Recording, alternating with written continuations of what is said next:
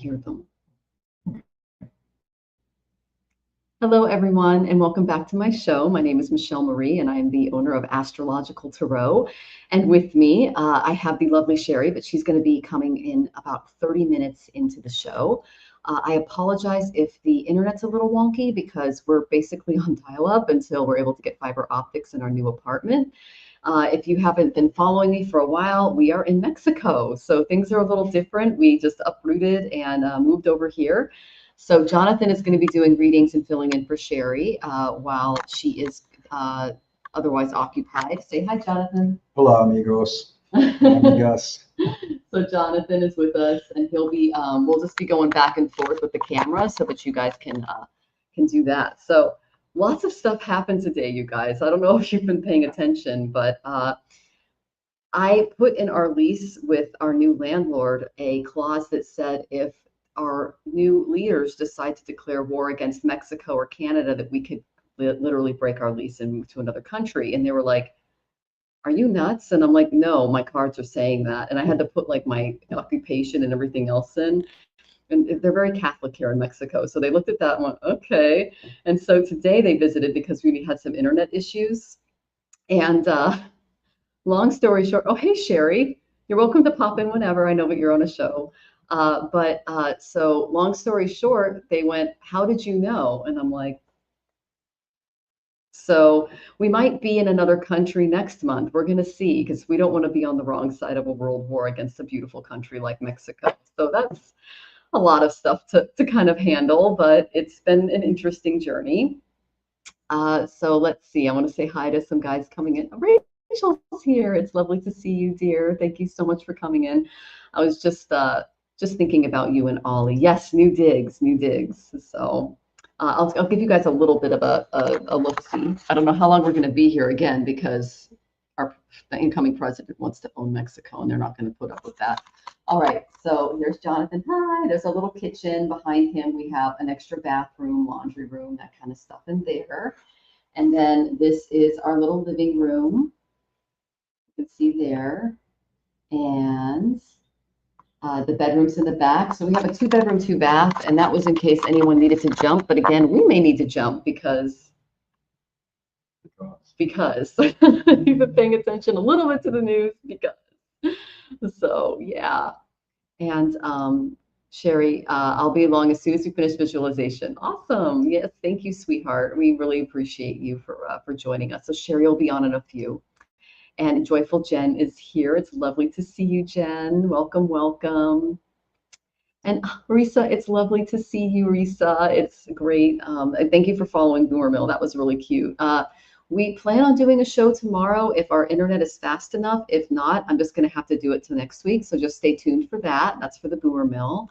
Kim B is here. It is lovely to see you, Kim. Welcome, welcome. And oh, wow. 18. Okay. You worked an 18-hour day. I would love a reading. Carter's funerals tomorrow starts at 1 a.m. Oh, okay. We saw the, what was it? The military funeral for him yesterday. It was really beautifully done. I actually looked for you in the eyes. I'm like, is she in the choir? Is she in the, I was looking for you on screen. Let's see. Everyone's saying hi. Oh, hey, love. It is so good to see you. Welcome, Shem.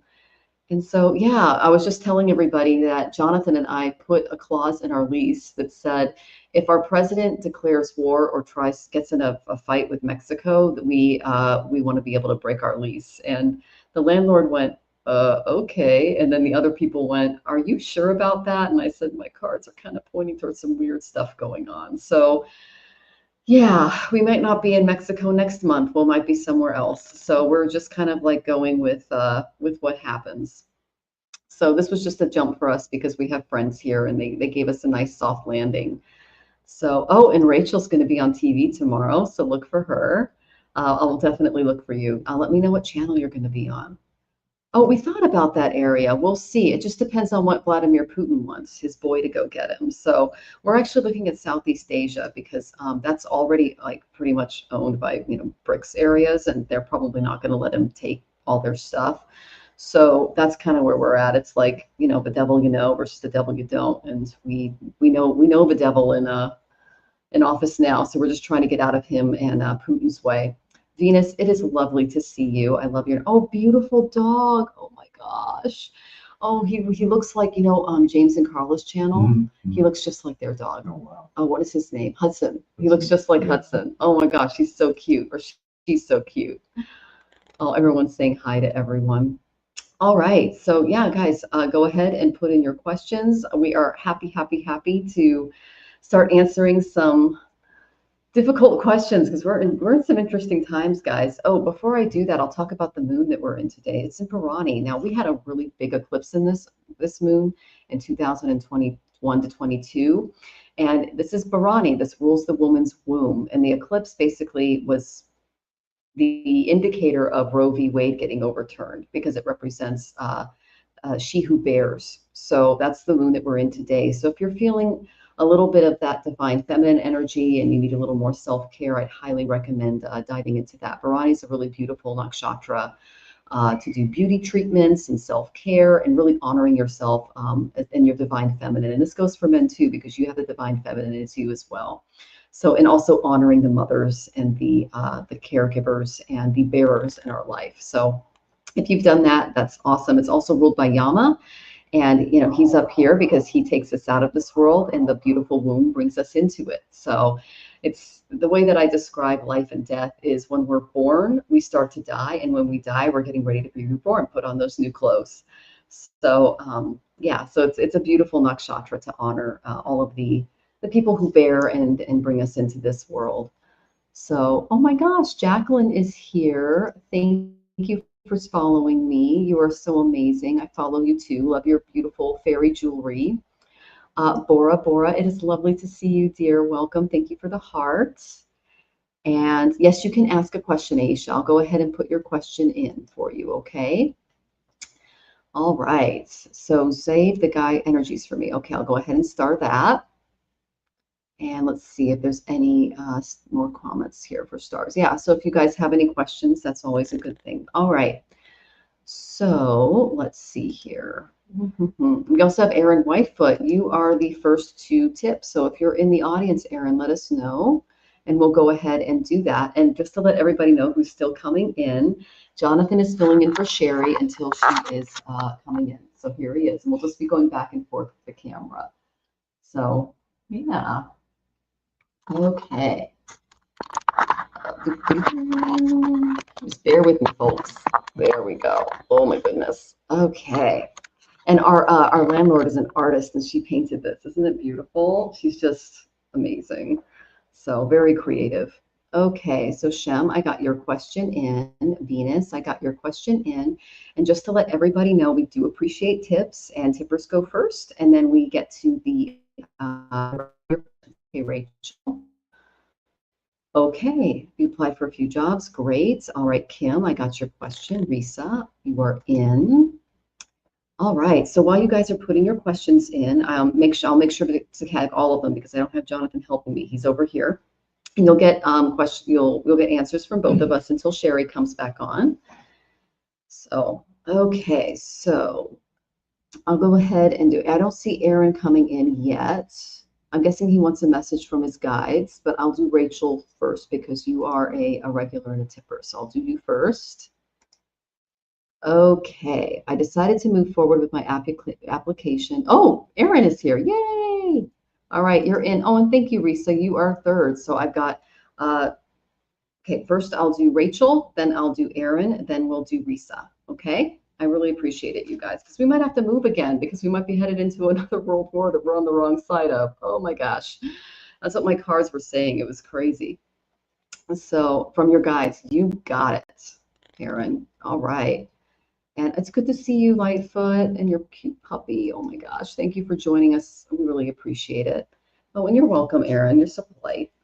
Yeah, Aaron, I'm getting that a lot of the lands are going to be sucked up by the incoming administration, and that includes native lands. So you'll want to maybe look into that. Yeah, I know Mexico is gorgeous too, and I hope they fight back. I know that their new president is amazing, but it's not a good place for Americans if we're in a war with them. So we literally put that in our lease a month ago, and they were like, he's not going to do that. It's not crazy, blah, blah, blah. And then today they literally came to the house because we need fiber optic for our apartment. And they're like, how did you know? And I'm like, tarot, guides, meditation. So it's a little intense. And I did get that we might have to go soon. We're hoping we don't have to. Because we've just got settled in this new apartment, and I'd hate to have to move again because we've moved 3 times since we were here, like in Airbnbs while we were looking for a place. So, okay, Kim B, thank you so much for your tip. I'll go ahead and put that in. Okay, and then Joyful Jen, you've got your question in. All right, so Miss Rachel, let me find your question. There you are. I decided to move forward with my application for Tufts Animal Protection Program. I've applied for a few jobs. I feel weird. We all feel weird, honey. It's just freaking weird times. Who declares war on Canada and Mexico? Okay. Guy with dementia is trying to please his daddy. Okay, here we go. Ooh, okay. Get some interesting cards for you, sweetie.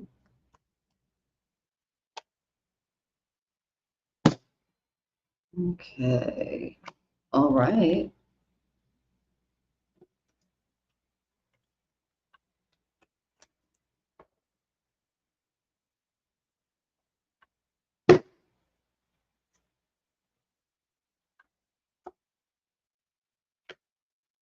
Okay, let's take a look here.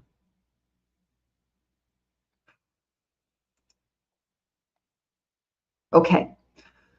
So, Miss Rachel, I did get some good cards for you. The first one I got was Capricorn in 4th house. What this tells me is Capricorn is all about your goals. It's all about setting very practical steps for your future.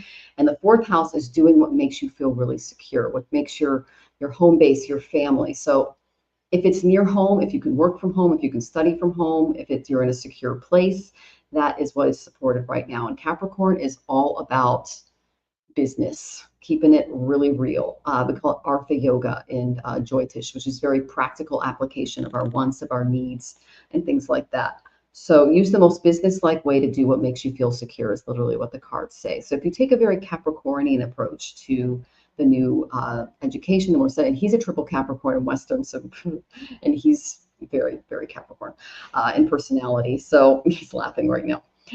So that is kind of what they're pointing toward. I got that you are planting some seeds with this program. So, and they're good seeds. You can watch them grow and turn into something beautiful, which is really good. This is all about just kind of waiting for things to come to fruition. Okay, so planting a seed and just obviously being patient as this potential program could develop for you. Okay, but the main energy that I got for you was the Fool. And if Gerald or any of his friends are in the chat, don't get mad at me for using light seers because I do like the deck. So this is this could be an exciting new venture for you, and that's not only possible now, but they really are strongly encouraging you to just kind of take this as it goes. If you come at this with a lot of enthusiasm, some self-confidence, okay. They're saying set aside worries and really trust your instincts here and count your blessings and make time for fun, enjoy yourself. So don't come into this with any anxiety or fear, especially right now, and just embrace the adventure that this can bring. Taking risks and having faith, and especially because they're saying that you've been a little too cautious about doing things, because I don't blame you. You've had some interesting experiences with landlords. There's incredible rewards coming for you at this stage of life, and you'll be favored by the influence of just being more innocent, being more playful, and being around people like that. So I have a feeling you're going to have a blast doing that, and you're going to be planting seeds for your future.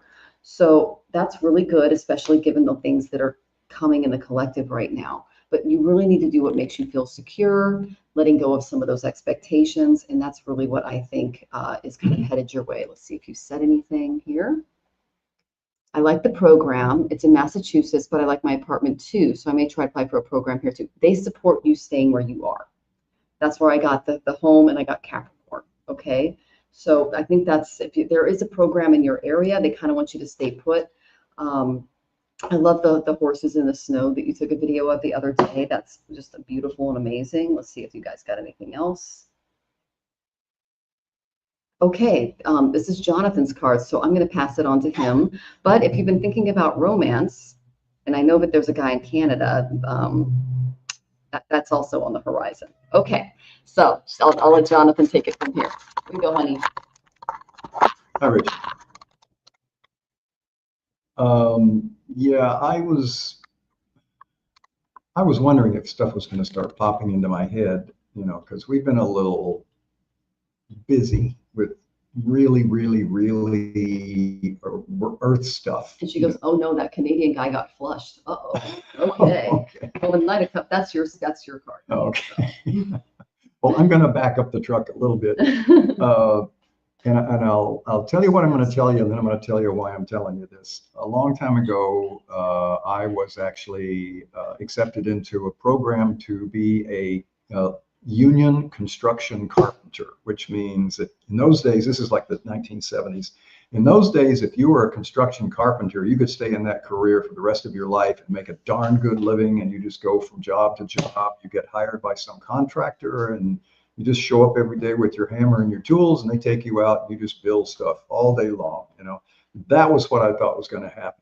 It didn't, but I got a lot of really interesting training, because a lot of the things that I learned in carpentry actually pertain to just life in general. And the one that popped into my head, that's just why I'm giving you this whole background, is when you're on a roof, imagine that you're 40 feet in the air standing on something this wide, and you're carrying all sorts of heavy tools. If you think about that, you're going to fall, guaranteed. It almost happened to me a bunch of times. And finally, one of the senior carpenters called me down and said, "Listen, kid, you're trying too hard. You can't carry that much. We're all impressed, but you can't carry that much, A. And B, when you're up high, when you're trying to balance, don't look down, look forward." And that still resonates with me. If you look down, you see how far you're going to fall and where you're going to fall. If you look forward, you see where to step next. And that's what we all have to start doing, is look forward to where we have to step next. And that's, I know, very broad information, but I know that looking down is very specific and grounded, hence the term ground. But looking forward is, where do I have to go next? Because if you stand where you are, you're going to be overrun by what's coming. You have to keep moving, and you have to keep moving forward. So don't look down, look forward. Okay. A little mystical, but that just popped in. All right. Nice. I love it. I love that you're connecting more. Jonathan loves meditating in Mexico. It's a very free energy. So, all right, back to me. Woo-hoo. Thanks, honey. Yep. All right. Doo-doo-doo. Okay, that's probably pretty good. All right, so we hope that was helpful, sweetie. And oh, Lalima's here. Hey, Lalima, good to see you. Welcome, welcome. Okay, so our next question is the lovely Erin. Let me pull you up here. All right, and you want a general reading from your guides. You got it. And then Rachel says, okay, so this is a mass program worth doing then? It would be right now next year. Okay, well, give it some time. But they're saying basically do what makes you feel really secure right now, because we're in a very uncertain time. That's what the Capricorn and fourth house is. So you're going to kind of want to stay where you are and be as practical as possible. Do you agree, Jonathan? Yeah. Okay, we're on the same page there. Cool. I missed you too, sweetie. Oh, and you donated. Thank you so much for letting me know. I appreciate that. Okay. Okay, I see it. Thank you, sweetie. You are in. All right. General from your guides. There you go. And thank you, Erin. It's good to be back. I really appreciate your support. Okay, so I got some interesting cards for you, Erin, and they gave me a full visual movie for you moving forward. Okay, the first thing I got Leo in the fourth house. This is all about being a leader for your homeland, for your tribe, for your family, for your loved ones. Okay, Leo is the king. This already tells me that you have a really good head for business. You're respected in your community, and you're doing a lot, not only for your immediate community, but for people outside of it as well. And your home base, that's your land. Those are your people. That's your family. Okay. So you're being asked at this point to step up as a leader. Okay. Because we've got some stuff coming. Like I was just saying to the audience before everyone logged on, that Jonathan and I wrote into our lease in case Trump declares war on Mexico, we need an out. And they looked at me like I was crazy. And today they were like, how did you know he was going to do that? And I go, because he's nuts. And my cards told me. And I had to put in all my, my stuff too. So it's a little intense, but I've got some good news for you too. Well, that explains the $8,000 grant because I got prosperity for you. Okay, so you're already ahead of me. Oh, I love it. I love it. I love it. Okay, so use it with your community. You're the king. Okay, so take that $8,000 grant and really put it toward protecting your loved ones, protecting the people in and around your environment. And it's called a potlatch grant. Have you heard of those? Okay, so Jonathan's former partner, she's since passed. I'm his second partner. She was a grant writer for Northwest Tribes, and she's worked for Duwamish. She worked for Stowe, which is small tribes of Western Washington, things like that. So he has some stuff that he could probably pass on that's very practical. Okay, but that's what they really want you to focus on, is just really being, we're aware of Native American grants because literally Jonathan and his former partner, who's since passed, did that for a living. So I love that you came to us. Okay, so I got that you're going to need to be strong. Okay, there's a double lion energy here. And this tells me that there might be attempts to take away your power, okay, as a tribe and as a resource. And I'm really glad that the administration now is basically padding things, Social Security and things before they leave, so that we at least have a little bit before the next administration pulls the rug out from under us, okay? The reason I say that they might come for your land is the seeds that you planted, the things that you put into place could be uprooted, okay? Because I got the Seven of Pentacles reversed. You can see the man's gardening here and he's waiting for his harvest. You may not see your harvest come in because of the upset that this new unmitigated administration is doing. There already has been. I feel we'll be okay. I feel really positive. Well, you're a leader and you're being asked to literally lead your tribe, your family, and your loved ones deliver them from the energy that's coming, okay? This is the card that's going to help you. Shared burdens are lighter, okay? So imagine your work is tending a garden like you saw on the other card, but picture yourself carefully preparing the soil, planting seeds, removing weeds, reaping a bountiful harvest, okay? It's important to understand that you're not alone in this journey, even though you will serve as a leader.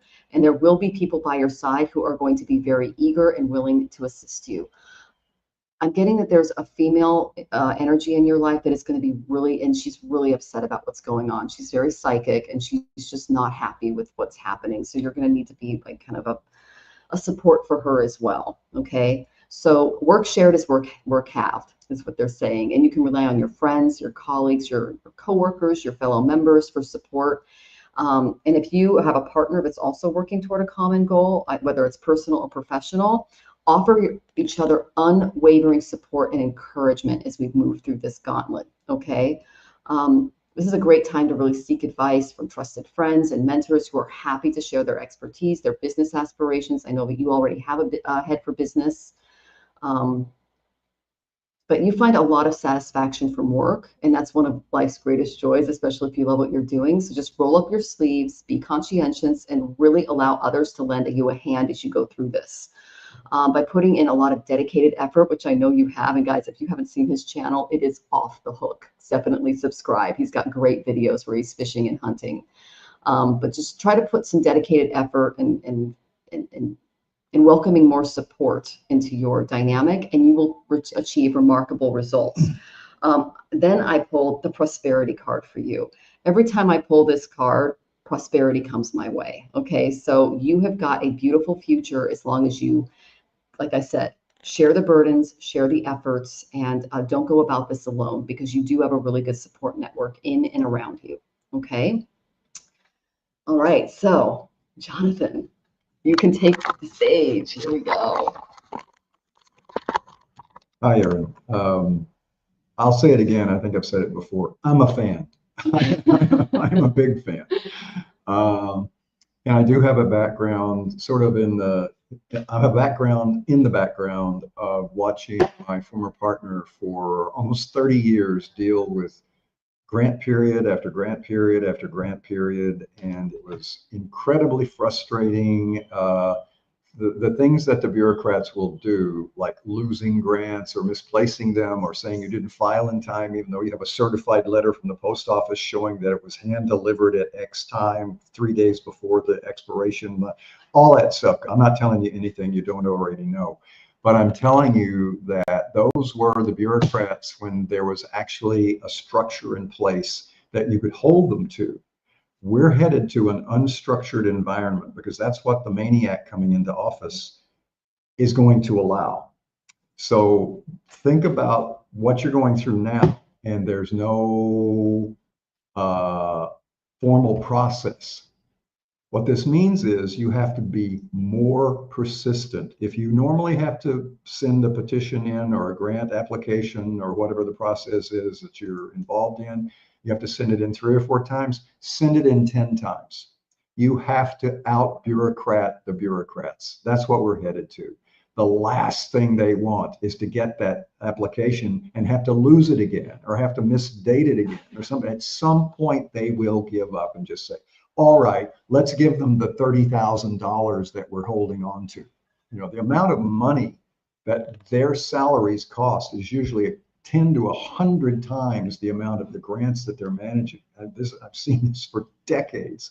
You have to be persistent. I'm not telling you anything you don't already know. It's going to get worse because now the gatekeepers are being told, yeah, not only can you lock the gates, you can throw fire bombs over the wall. So just get ready to knock them back over and just think of it as fishing because I know you know some fishing. Keep throwing the hooks in, keep baiting the hooks and keep reeling them in. And eventually they'll say, oh, just give it to them and just to make you go away. So I'm being pessimistic, but I'm optimistic because I know you have the stamina and the just the will. I pulled the prosperity card. Yeah, prosperity card. Just outlast them, man. Yeah. Just outlast them. Yeah. I know you can do it. You know something? You can have a little fun. You just send it in again and you laugh. Okay, here it comes again, buddy. So that's not so much, you know, seeing to the future. This is like direct experience that I've seen. And he says, I'm now in my 2nd year of doing the Washington State speakers while I travel around the state speaking about my YouTube and hunting page. Excellent. Excellent. Yeah, it's good to have, like, again, the government owes you much more than they're ever going to return to you, but getting a different stream or multiple streams of income is definitely the way to go. And you can do it. Yeah, he's very business-minded. Yeah, he's absolutely. a hard worker. And Yeah. he's not afraid to take risks. Yeah, I'm a fan. I'm an absolute fan. Okay. Well, thank you, sweetie. You're welcome. All right. Woohoo. Okay, Erin, we are sending you lots of strength and love as you go through this. And oh, he was over in Forks for his last presentation. All right. Very cool. I love that for you, Erin. That's a beautiful area. Okay. Oh, all right. So we hope that was helpful. Thank you so much for coming back on. We missed you, and we're sending you lots of love as you go through these interesting times. We're right there with you. And we're going to be documenting our journey as well. And he goes, oh, thank you. Appreciate you guys. I send you strength and love too. Right back at you. So thank you, Erin. We appreciate you. Oh my gosh. All right. So, and again, guys, if you're not already following him, here's his handle, Erin Whitefoot. Great page. So, all right. So our next question and tipper is Risa. And then we have Kim B, and then we have Lightfoot, and then we have Lalima. And those are our tippers in order. And then I'll try to get to your other questions. Okay, guys?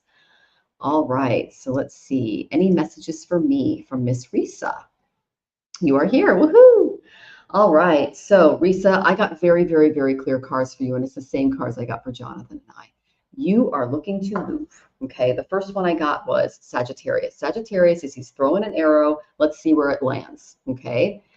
The ninth house is foreign lands and countries. Sagittarius rules the ninth house and vice versa. It's ruled by Jupiter or Brihaspati in the Vedic tradition. So this move will be blessed. So really start planning where you and your husband want to go.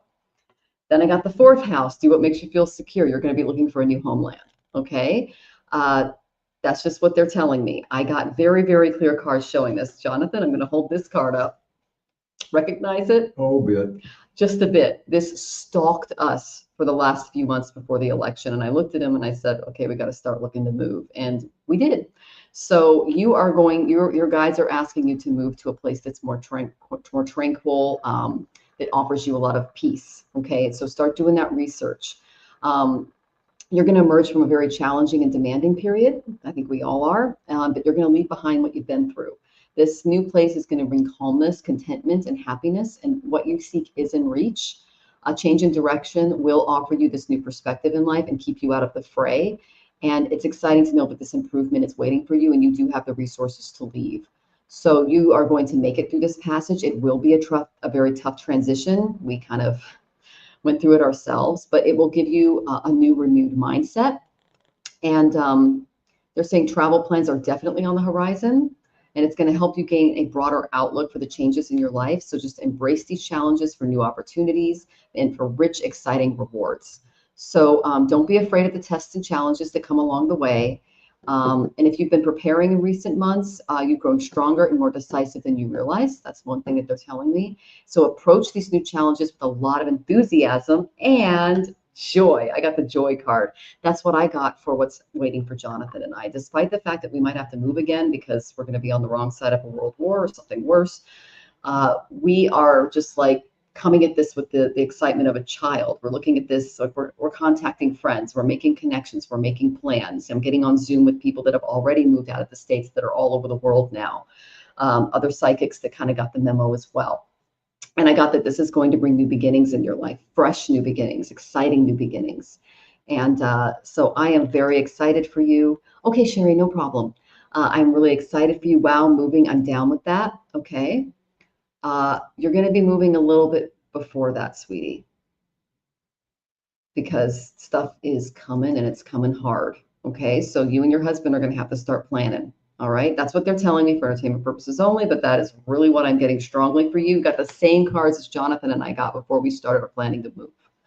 So, and she says, thank you so much. I'm full of joy. I don't know about the moving part, but I'm an open individual. So move it be. Okay. Yeah. Just be open, listen to your guides, sit in meditation, and just rely on that. Now, they're also saying that you're around someone very practical that can help you with this as well.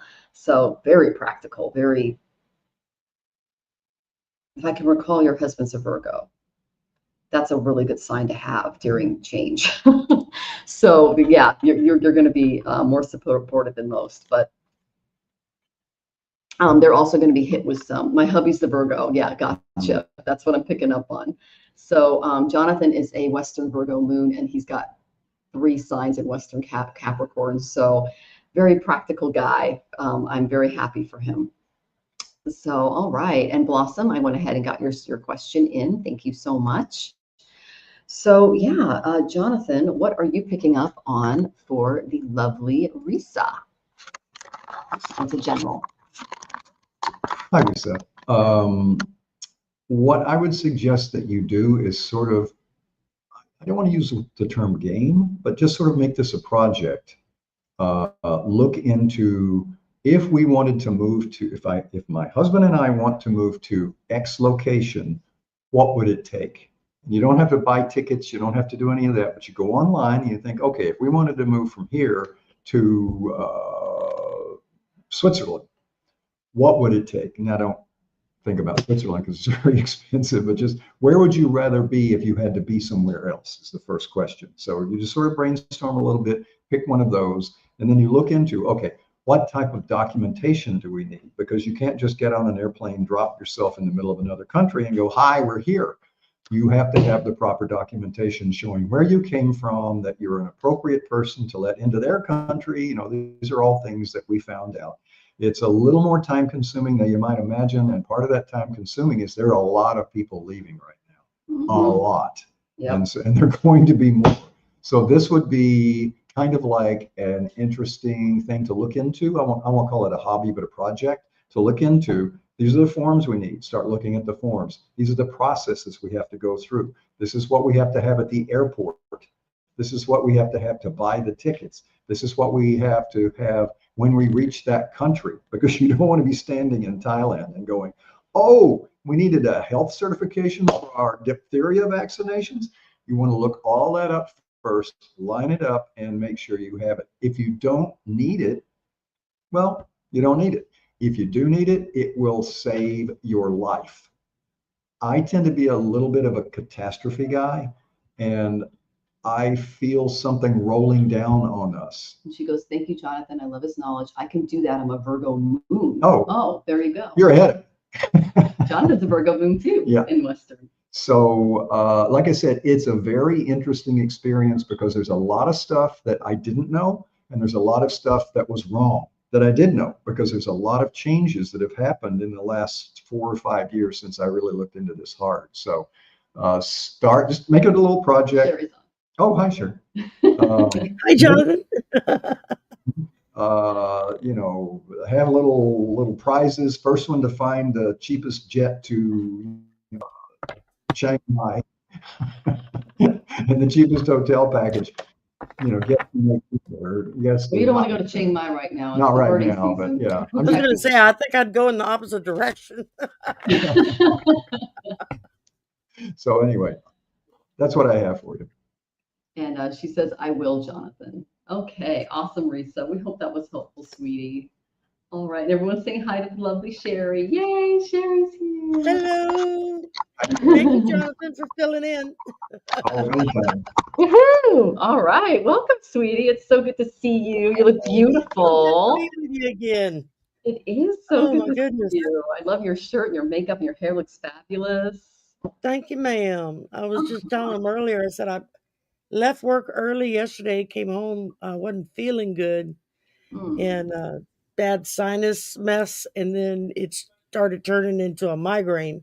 So I took medicine, went to bed thinking it'll be gone by morning. No, I woke up this morning, full-blown migraine. So I was home today, and about 3:00, it finally just went away. I was like, oh, thank you. Oh, wow. Okay. And but it happens. You learn to live with it.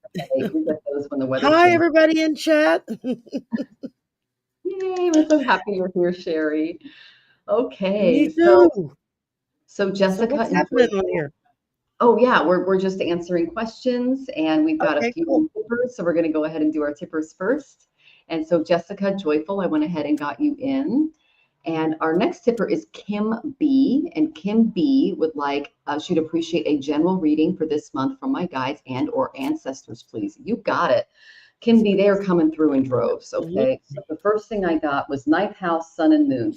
In the next month, you are going to be thinking about moving like a lot of people are, okay? Because I told everyone at the beginning of the show that I put in our lease here in Mexico that if the president of the incoming president wages war or tries to annex Mexico, we can break our lease. And they looked at me like I was crazy, but that's what the guys were telling me. So you might be thinking of moving. But I got the ninth house, which is about foreign lands, and I got the sun and the moon. The sun represents the ego, the father. The moon represents the mother or inner emotional state. So really rely on your intuition and on your higher self to make this decision. And I know that you're already tapped into that, King B, because I've got really strong vibes for you there. And let's see. Oh, that's really cool, Venus. I love that. She goes, that was me today. It happened at the end of my shift, so I could go home and try to sleep it off. Yeah. So she had some headaches too, Barry. Yeah. My heart goes out to you, sweetie. Yeah. For me, it's the temperature changes, especially when the weather's changing. I just get these migraines, and it's like, oh my gosh. And it got, a couple of days ago turned icy cold here. I mean, we've been like in the 20s at night. That'll do it. Yeah. Literally went from it being cold to wearing shorts and t-shirts to being in a deep freeze in the course of a week. Boom, boom, boom, boom. Yeah, that gives us migraines. So, oh, my heart Yeah. goes out to you, sweetie, and everyone in the audience that's experiencing that. I know that Hershey just went over to Florida, and there's like a bunch of cold weather there Hi, too. Lightfoot. Hi, Blossom. Hi, Joyful. Good to see you. Hi, Venus. Hi, Risa. Okay, I'm seeing my name, so I'm trying to say hi to everybody. Of course. Um, So okay, Kim B. oh, I have a few more cards. Is that okay? Okay, keep going. Okay, so I got the Six of Swords reversed. So keep calm as you go through this because you're going to have to overcome some problems that are going to disrupt your plans. Okay, so adopt a very patient, focused approach. Despite benefiting from recent transitions in your life, you may feel insecure as you move from one stage to another. And try not to dwell too much on the past or things that didn't go as planned. Okay, so just try to maintain a very positive attitude. It could be challenging due to the fear of not meeting these expectations because you're not going to feel like things are happening fast enough. Okay. You're going to want to have strength as you move through this. Okay. And any negativity that you sense may not originate from with you. It's originating outside of you. So don't take that on. Um, try not to absorb anything in the toxic atmosphere if it's coming out, negative thoughts, comments, things like that, and consider calmly moving forward on from that influence, on from that toxicity. And the two Ganesha cards I got for you was Harmony. That is your Svadhisthana nakshatra. This is the nakshatra that rules our sacral area, and they're saying that just maintain, try to pull some energy from that chakra and really work with it so that you can experience joy as you go through this, because you will be tested during this time. And you may be asked to be generous with others because they're really going to be struggling with a lot of the changes that are coming our way. Okay. And it's in the 20s here in Georgia. Okay. Well, weather patterns. Weather is controlled by Indra, the Vasus, and various Vedic deities in the Vedic tradition. And I think they're kind of like warning signals for a lot of us, like things are coming. So just be aware that you're going to try to move forward and you could be blocked initially, but then things will start to pick up. Okay. And I hope that was helpful, sweetie. I'm excited to see what Shari's got for you. All right. Well, I've got the Intuitive Whispers Oracle is the one I'm using. And I drew for you Explore Fullness. And it talks about what does fullness mean to you? Um, it says that so often in life we are taught to thrive on emptiness, whether that is being celebrated for being slim or being part of our consumer society. Um, Everything's designed to make us feel empty so that we're constantly buying more to try to fill up that emptiness. And it says it's time for us to rebel and explore the glory of fullness. That will allow you to soak up the entirety of each moment, the fullness of every emotion, and the feeling of being totally satisfied with every meal. I mean, when was the last time you sat down and had a beautiful meal and you still walked away feeling like you were missing something?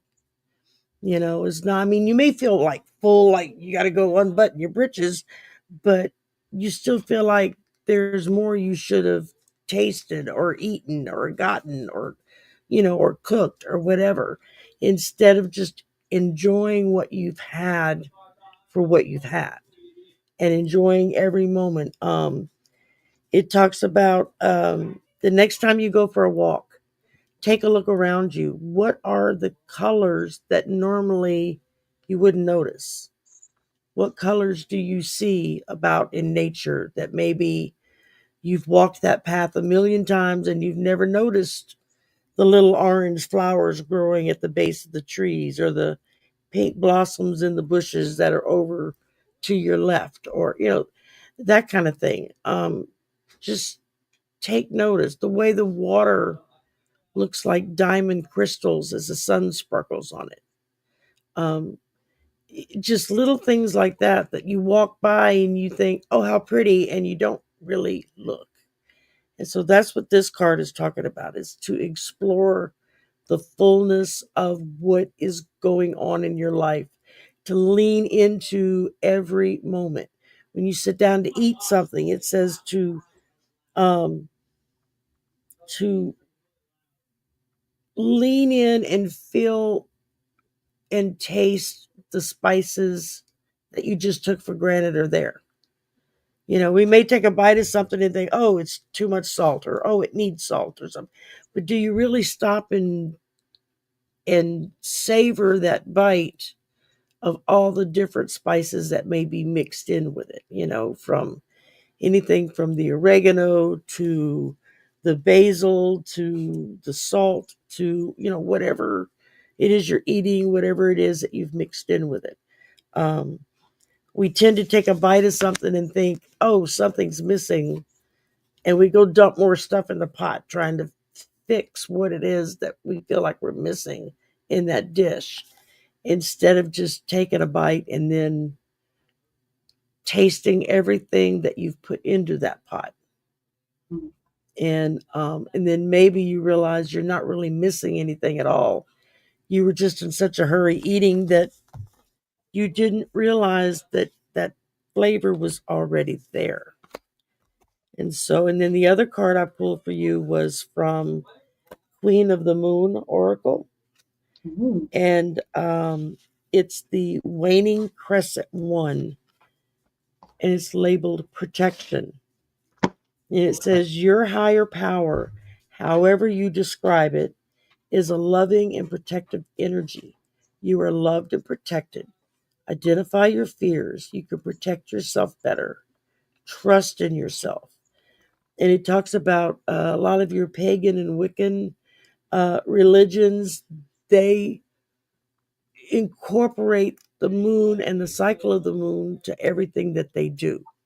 And therefore, they've got maybe a better grasp on what to expect in just moment to moment modalities. You're in a waxing moon, so things are going to be growing, things are going to be happening to prepare you for the full moon.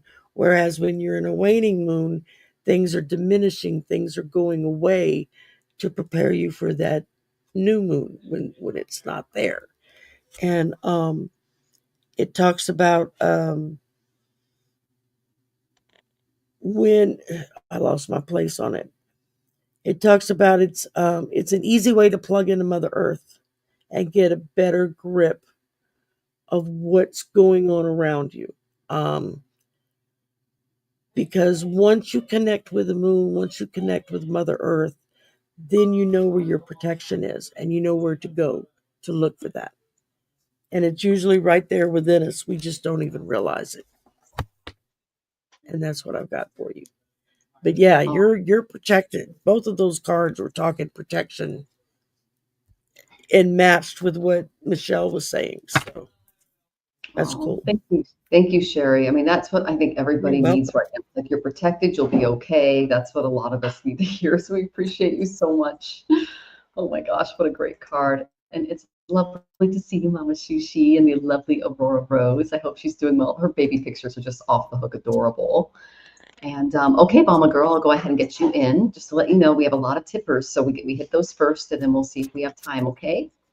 All right, so our next question is the lovely Lightfoot. And let me find your question. I am stuck here in the States for what is coming. Is there a message from my guides? You're not stuck. Okay. Yeah, get that out of your head. Your career is going to change, is what I'm getting. There's something about your career that's going to change and it's going to release you. Okay. The reason I say that is I got the ninth house. This is the ninth house of traveling abroad. Okay. So I asked, what's kind of going on with her career? What's going on with work and things like that? I got strength reversed. Okay. So you're feeling like you're stuck. You can't get out. Guess what? You can. I got the King of Wands. You can. Embrace your inner king. Okay, Lightfoot. This is your moment to take a bold and dynamic action to achieve your deepest goals. Show others that you mean business. So you can, what are you guys saying? Assert your authority. Establish yourself as the one in charge, especially for those who work in and for you. Your actions will speak volumes by how other people perceive you, especially if you make a bold move. So picture yourself as being very forceful, very confident. Because when I pull that for strength reverse card and then I pull this, it's like his back's to it. That's not you. That's just a narrative in your head that's not true. Okay, you're exuding king energy. Okay, so don't doubt yourself or show fear, because that's not what's going on. All right. Um, if you don't naturally feel that you possess these traits, you are going to encounter someone who does in your environment, because the guides are really helping you out here. And they can serve as an inspiration for you to become more fiery, more self-assured, and really step into your power. So seize the throne. That's the main thing that they're showing me. And this is a very action-based king, a very fiery king.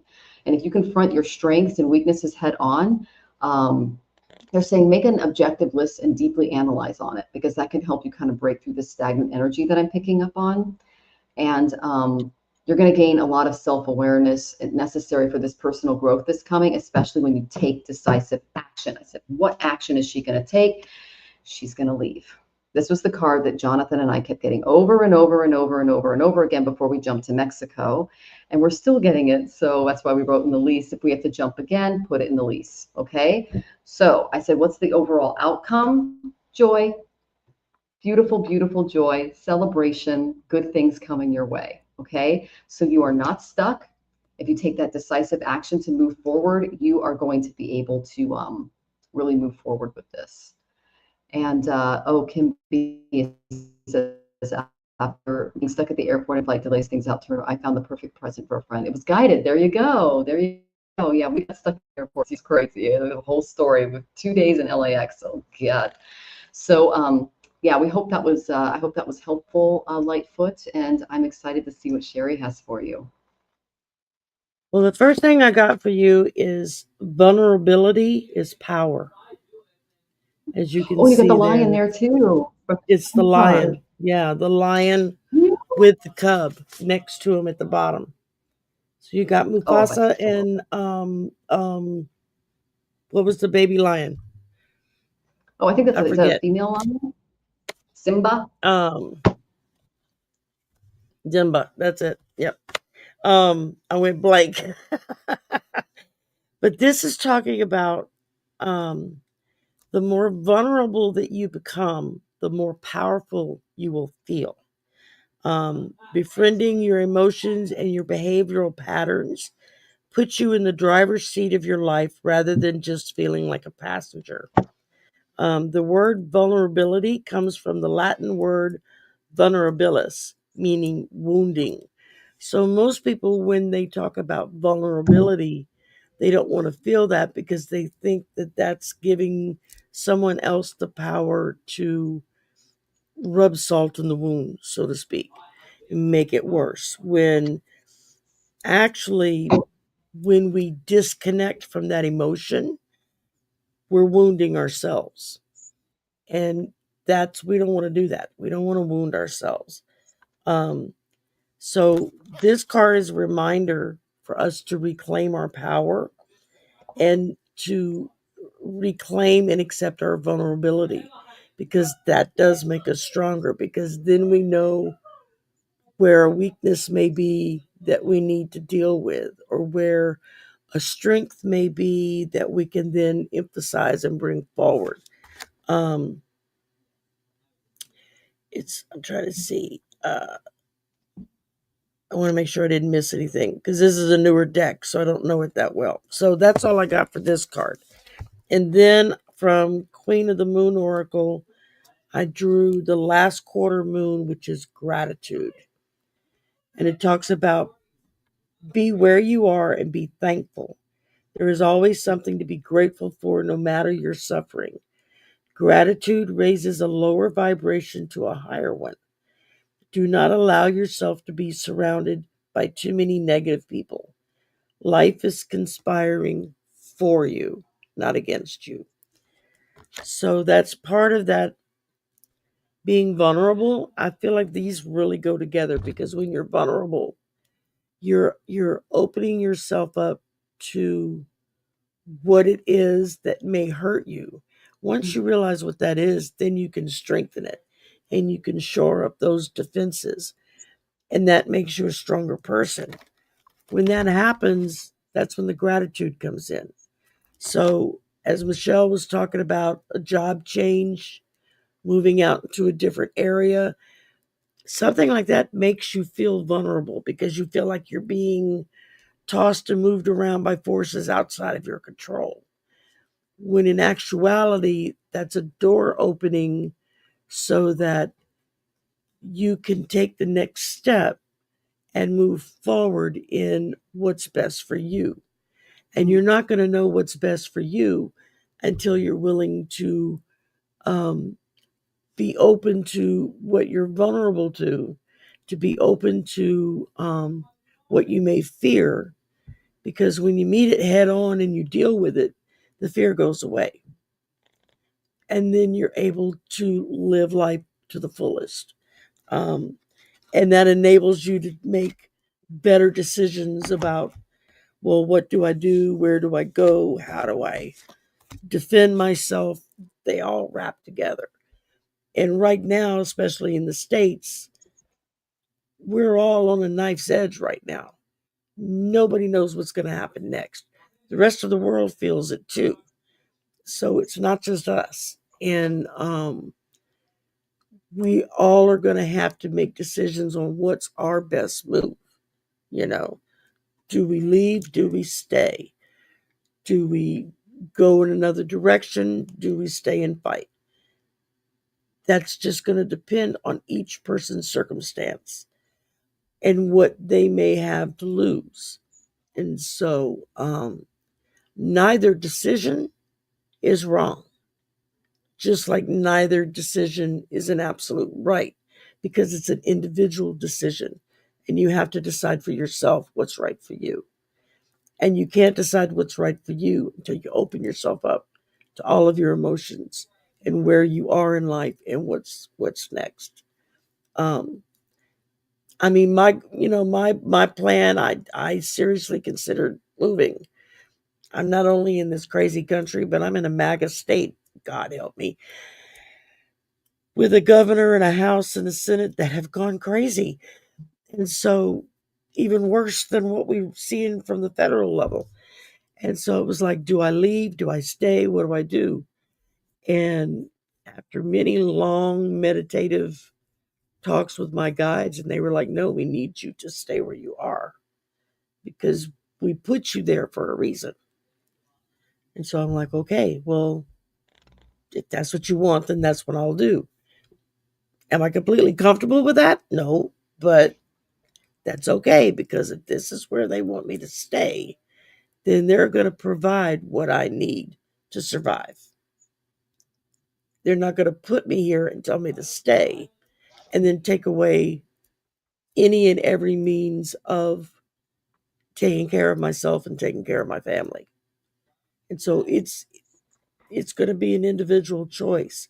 Michelle's seeing a new job for you, so that's an awesome opportunity that may come along. And maybe you can go back home to where you are now at a later date. And then again, you may take this new job and move somewhere else and go, why did I wait so long? So again, that's going to come to you on an individual basis. But I really feel like you're going to be making some of the right decisions for yourself.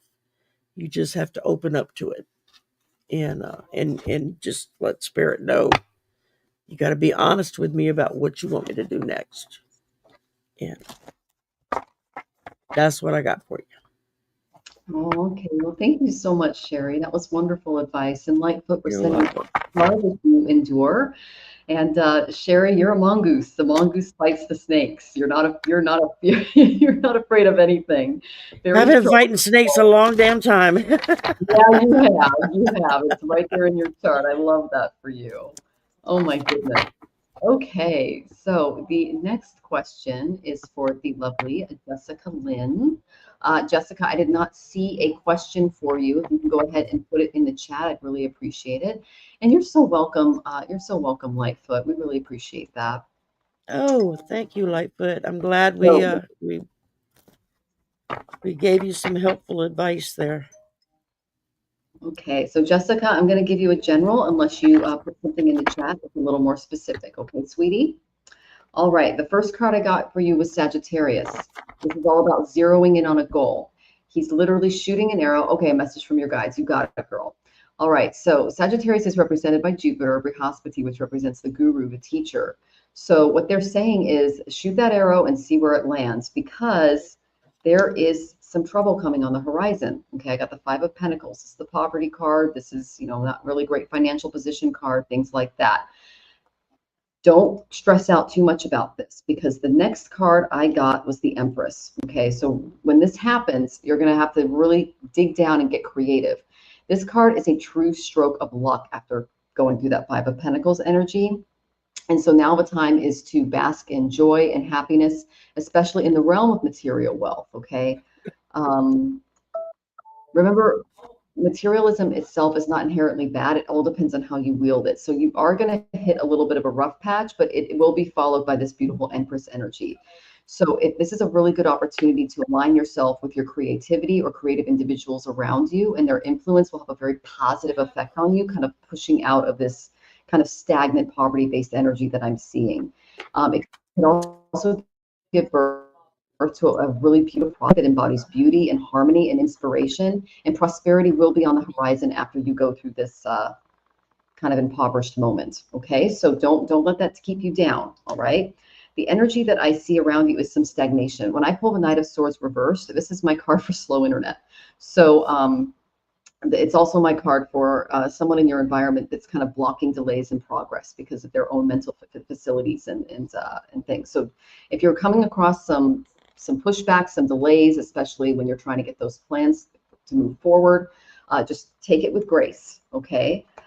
Really focus in on your monetary situation as you make changes in your life right now. Okay. Take a second look at it from a fresh perspective. I've been pulling this card a lot because they're asking me to look at different banks internationally in order to protect our assets, especially if we end up on the wrong side of a world war. The reason I say that is I went to Ganesha and I got priorities. Now, priorities are all about finding out what is in alignment for you, what is working best for you. And when I pulled this card, what really struck out to me was that Ganesha is holding a lotus, and that emphasizes the importance of those beautiful values that you carry within you, because the lotus represents the realization of your inner potential. So Ganesha is encouraging you to know what you truly want out of life right now, what makes you the happiest, because there's always blessings that may not be apparent during disappointment, because I got that Five of Pentacles energy. So make the most of your time, because time is not something that can be saved for later. It's very fleeting. Make your choices about how you spend your time in accordance to your highest values right now. So if you languish or procrastinate, then the moment will be gone. So they're saying really take action, really embody that Empress, that beautiful creative energy inside of you, and really reevaluate how you've been spending your days and how you can strive to be more satisfied with your current situation, because every day is a gift. Every day we wake up and open our eyes, it's like, yay, I get to be here another day and learn and work with my guides and try to be a better person. So your priorities will be visible in how you use your time. So they're really, really emphasizing time management for you. So in terms of those priorities, because I got that Sagittarian energy, for every major decision that you're making, ask what will be the impact of this decision. Okay, so relate your goals to ways that bring love and blessings to yourself, that beautiful Empress energy, and the people who you share your life with, and things are going to go really well for you, because this came out right after. This is my joy card. This is fabulous. So embody that Empress energy when you get that Five of Pentacles moment, that kind of poverty moment, and they will deliver you. Okay, so I see beautiful things coming for you, and I'm excited for you. Oh, I'm glad that that's good advice. Okay, so I will pass this on to Shari. Thank you so much. And Akela B24, welcome. Welcome to the chat, sweetie. Hi, Akela. Okay, Jessica, intuitive journaling is the first thing that I pulled for you.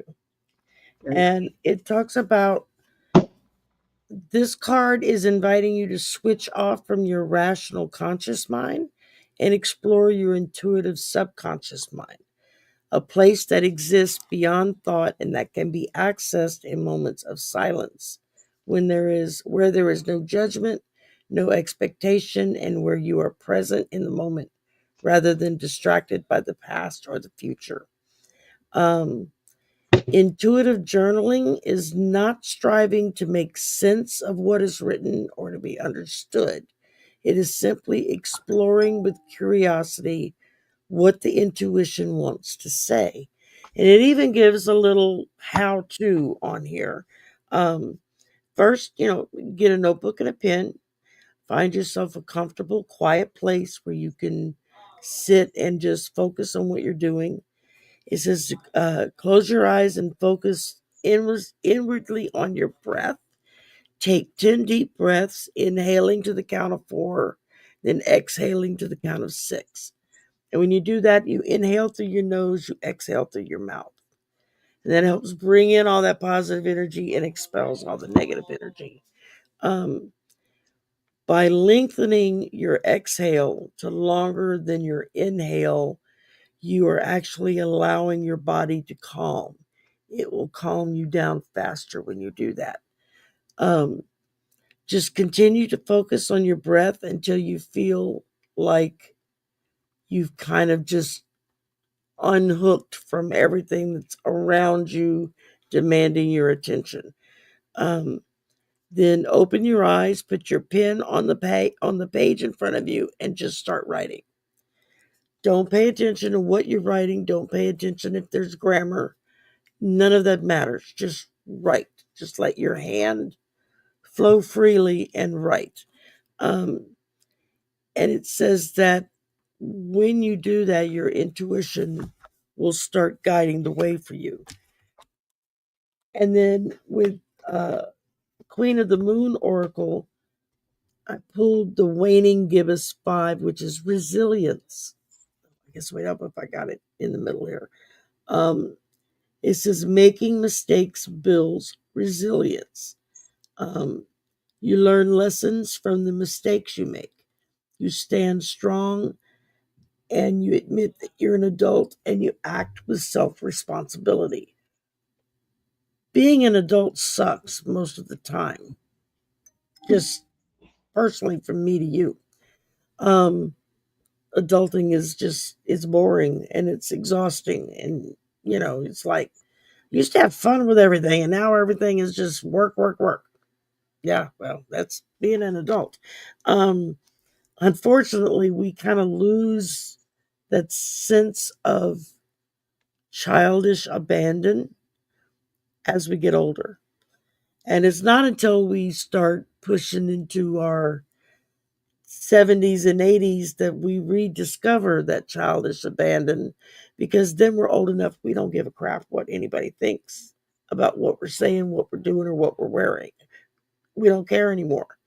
So you go back around on that wheel, and now you open yourself back up to being in that childish, not childish, but in that childlike mindset of um, functioning in the moment, making decisions in the moment because that makes you happy, or that's what you like. You like to eat dessert before your dinner. You're an adult. You can do that. If you want to eat nothing but dessert for dinner, you're an adult. You can do that too. Now, will your pants get too tight if you do that too much? Yeah.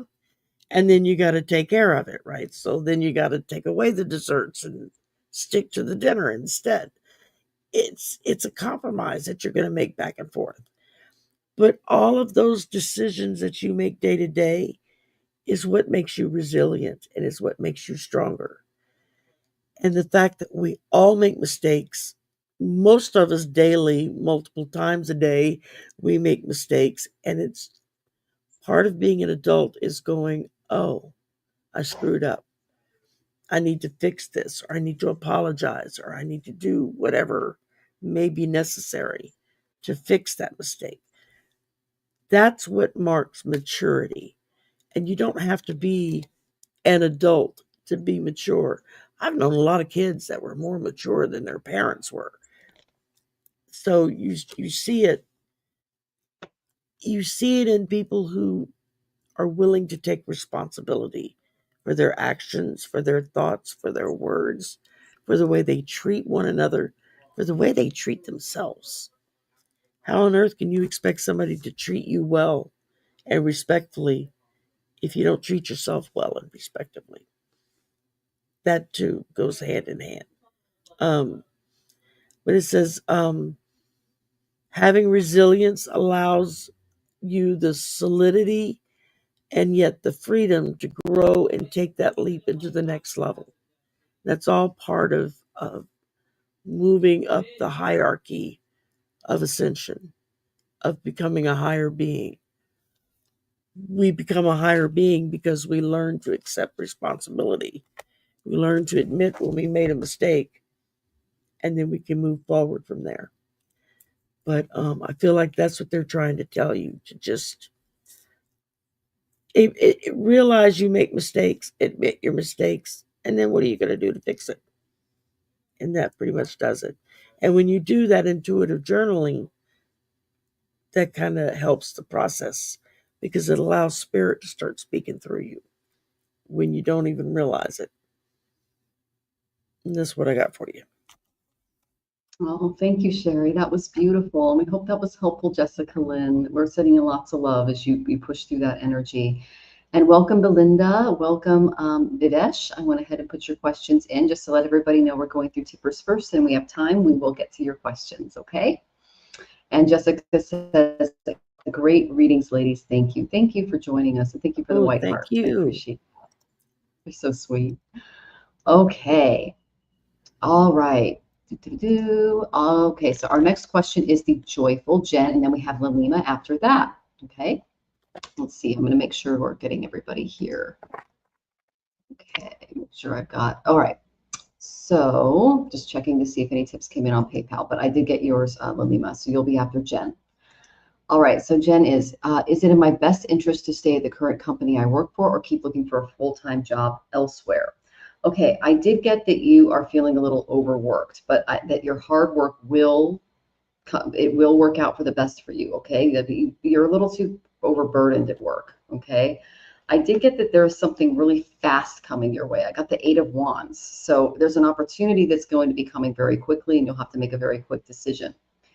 They're saying don't focus too much on the material here because I did get the Empress reversed, especially if you're feeling like your creativity is being a little stifled in the current position, because that's kind of what I'm getting there. The best thing for you to do moving forward, I got from the Karma cards. I got Leo 6th house, and the 6th house is all about service to others. It's all about keeping a daily balance with work and play. And Leo is standing up for yourself as a leader. Okay, so the main energy that I'm getting is that you are best suited for service-based contract positions where you can be your own leader, you can be your own boss, because you do have a lot more discipline than the average bear. That's why you tend to be a little overworked at times, because you tend to be more responsible than the average person, okay? That's what I got, that Leo 6th house energy. Then I got Sagittarius 10th house, which is all about your career. So shoot an arrow, see where it lands, and find out what is best for you. Okay, because this is listen to your higher self too, or your gurus in life, because Sagittarius is ruled by Brihaspati, which represents the mentors in our lives. So if there's someone from your past that would give you advice right now, really tap into their energy and ask them those questions. The 10th house is all about your career. There are major changes coming in that area because I get the personal transformation. And this is like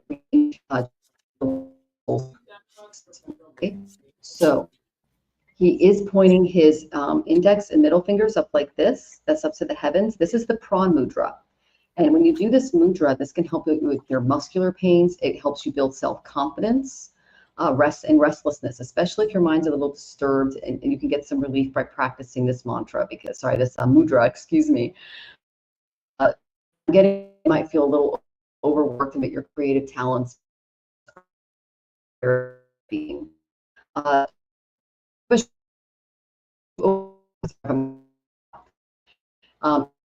if you have a strong desire to obtain or experience inspiration and purpose in your life, then this is a time where you're going to be making some significant adjustments.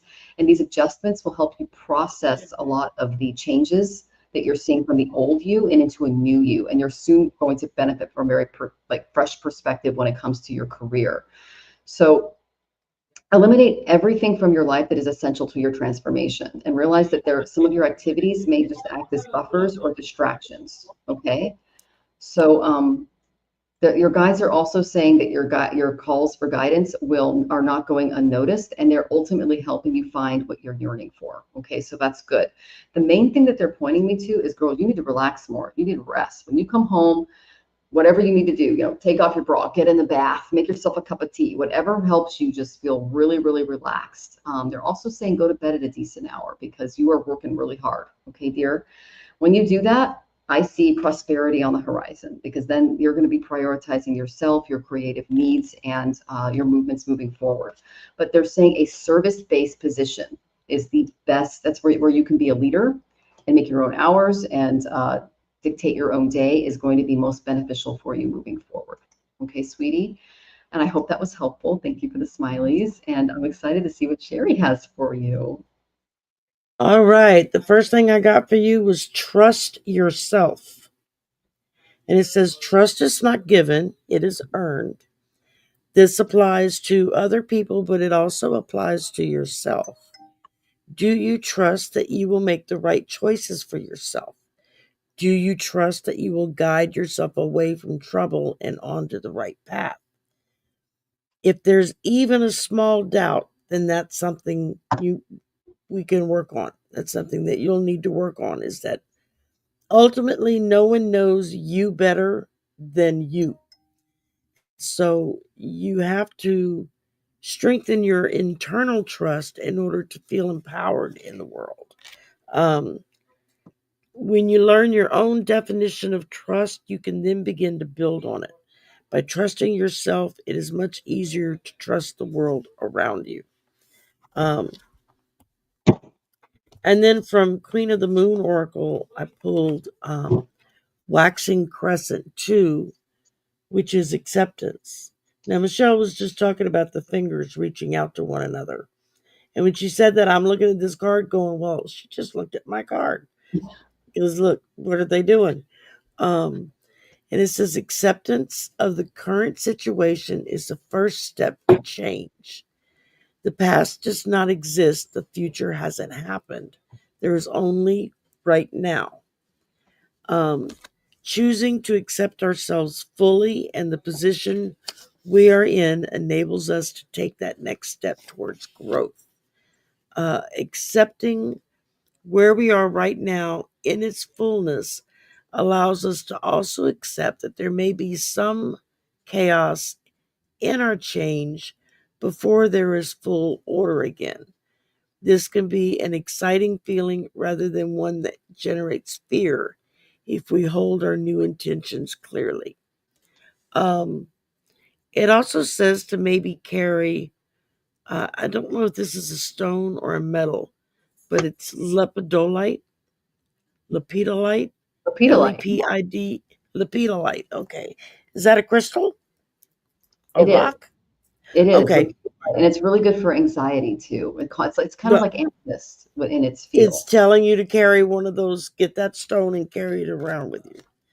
That's something that you can use to help you accept the current situation and where you are with everything. Because sometimes it's real easy to fall into the trap of, I have no control. My life is out of control. Everybody else is pushing, pulling, dragging me this way, that way, the other way. And I'm just along for the ride. What good does that do? The minute you start accepting that you have full control over you, that's when things start to change. And that's what I got for you. Awesome. Well, we hope that was helpful, Joyful Jen. And thank you for joining us and for your beautiful energy. We really appreciate it. Absolutely. Lots of love as you push through that. Okay, so we have Lalima next. I'm excited to read for you because I got some really interesting cards. General from my guides. Okay, you got it, girl. Now, they are really pointing out relationships in your life right now. Now, this would be like partnerships, the big thing. Okay, so if they're the parents, hi, Pam, good to see you. I went ahead and put your question in, but know that there's a long Oh, and Joyful Jen has the Pedialyte. There you go. You tapped right into it, Shari. All right. I love that. Okay. So they're really bringing up relationships right now. So I got this, and then I got Sagittarius, which is all about just honing in on your focus. Okay, Sagittarians are all about living in the truth, and they're not afraid to travel, to listen to their higher self. Okay, that's the main energy that I got. Then I got Taurus. This is all about doing what makes you feel secure, both monetarily, at home, savings account, things like that. And then I got Jupiter, which is a really good card. So this tells me that there is a divine guide that's helping you in this department, and they're going to bring you a lot of luck. This is represented by Brihaspati, who is the guru to the Devas. And so he's on your side here. And he also represents Jupiter in your chart, represents husband. Okay. And you're welcome, Joyful Jen. She goes, great messages. Thank you. You're welcome, sweetie. All right. So I asked what was coming, Lalima, and I got that it's coming fast. I got a Knight of Swords here. So this is a very airy energy, and it's coming very, very quickly. This is kind of my card for things that are just like really fast, really intense mental energy. Okay. I got that you're not going to be too happy about it, because I did get the Ace of Cups, but it came up reversed. Okay. So this is all about learning to trust your heart when you're choosing relationships and partners. There's a nagging voice in the back of your head that's second guessing your choice and doubting your ability to follow through. And you may feel that you lack the energy or initiative to require beginning something new or stepping into something new. They're saying this new project could involve pursuing a new romance, but you might be hesitant to make the first move beyond falling in love, because at the beginning of every relationship, there's a transcendent nature of romance, and it enhances everything. So if you're carrying around any fear of commitment, either within you or this other person that's going to be coming in really quickly, that can create a barrier that leaves you feeling unfulfilled. So try to move beyond your defenses, and you'll discover that priceless feelings, they can't be bought or taken away with time. So there's some past experiences that they're showing me from some really thoughtless treatment from someone in your life. They're saying you know exactly who it is, and they left a very poignant mark that left you. It's very difficult for you to trust after what this person did. So you can heal this old wound by opening your heart and allowing new love energy to enter. Okay. I finished with the World. I mean, the World is a really great card because it means that the world is your oyster. And that when you expand yourself, you see how she's got this beautiful, expansive energy in and around her. You're opening yourself up to new opportunities and experiences, which I definitely see are on the horizon for you. And I went to Ganesha and I asked him how he could offer you some support. And I got the Divine Support card. And you can see there's a beautiful Om around him. And Ganesha Ji, he embodies the symbol of Om. So Om is a very powerful tool for bringing a lot of focus, a lot of awareness, and deeper meaning in your life. And he's very connected to the mystical symbol Om because he looks like it. So you can use Om, that beautiful sound, as a way to help you connect to divine support that's available to you right now. And your guides are really waiting to share their wisdom, knowledge, and guidance that is innate within your being, especially regarding relationships.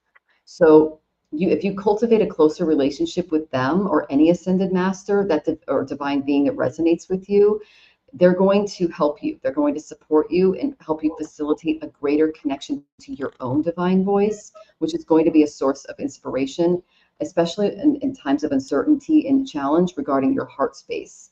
So they really want to assist you on your life's path, and know that they're going to be guiding you away from a lot of fear, distress, or anguish, especially in the relationship department, toward light and love that's in the center of your being. So consider chanting this tone or listening to a recording of Om to bring out the energetic shift that's needed at this time, because this is a very healing element. And if you've ever sat in meditation and successfully maintained a little bit of samadhi, everything turns into an Om. A barking dog turns into an Om. A washing machine turns into an Om. It's like everything around you goes in and becomes Om. So that's something that you can really embody and step into, and they're going to be sending you messages through that divine tonality. So I guess the guides are having me focus in this field now. I have fears of making the wrong choice. Don't. Rely on them. They're right there with you. And when you sit from a very calm place and you hear that beautiful Om, that is what is going to help bring you home. Okay, sweetie, definitely chant Om. And there's lots of beautiful YouTube videos of like groups singing Om, and there's a lot of resources too. So I hope that was helpful. Hi, Platinum Girl. Welcome from Twitch. It's lovely to see you. And Hi there.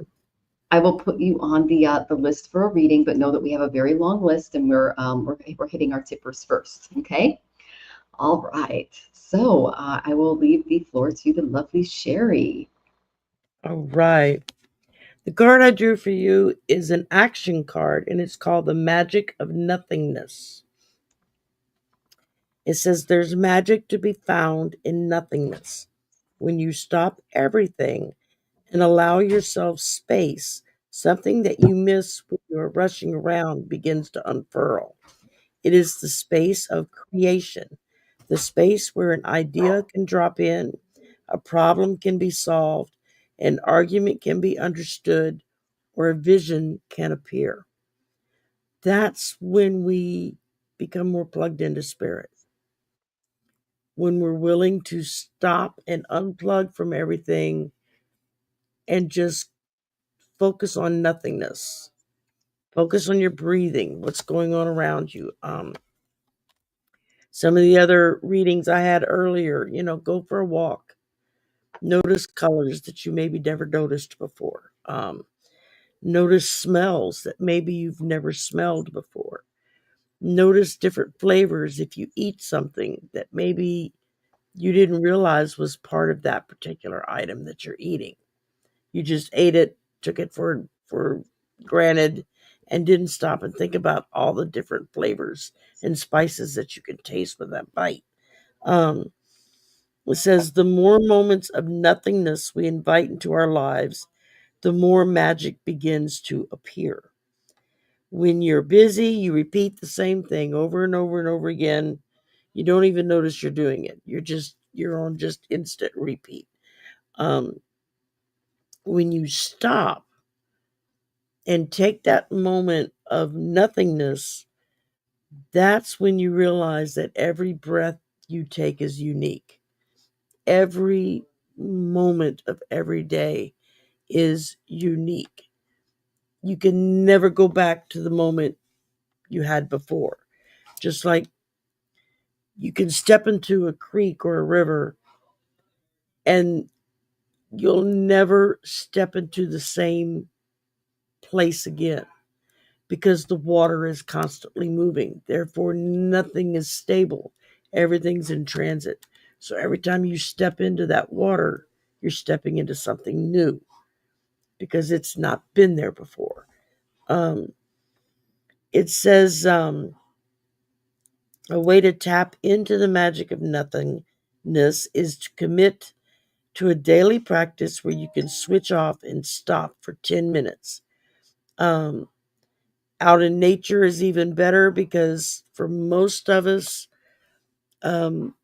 there's something about being out in nature that just allows you to plug into the earth in a way that you can't do it indoors or when you're, you know, doing 50 things at once. I have to go outside on my lunch break every day because I just simply have to go outside.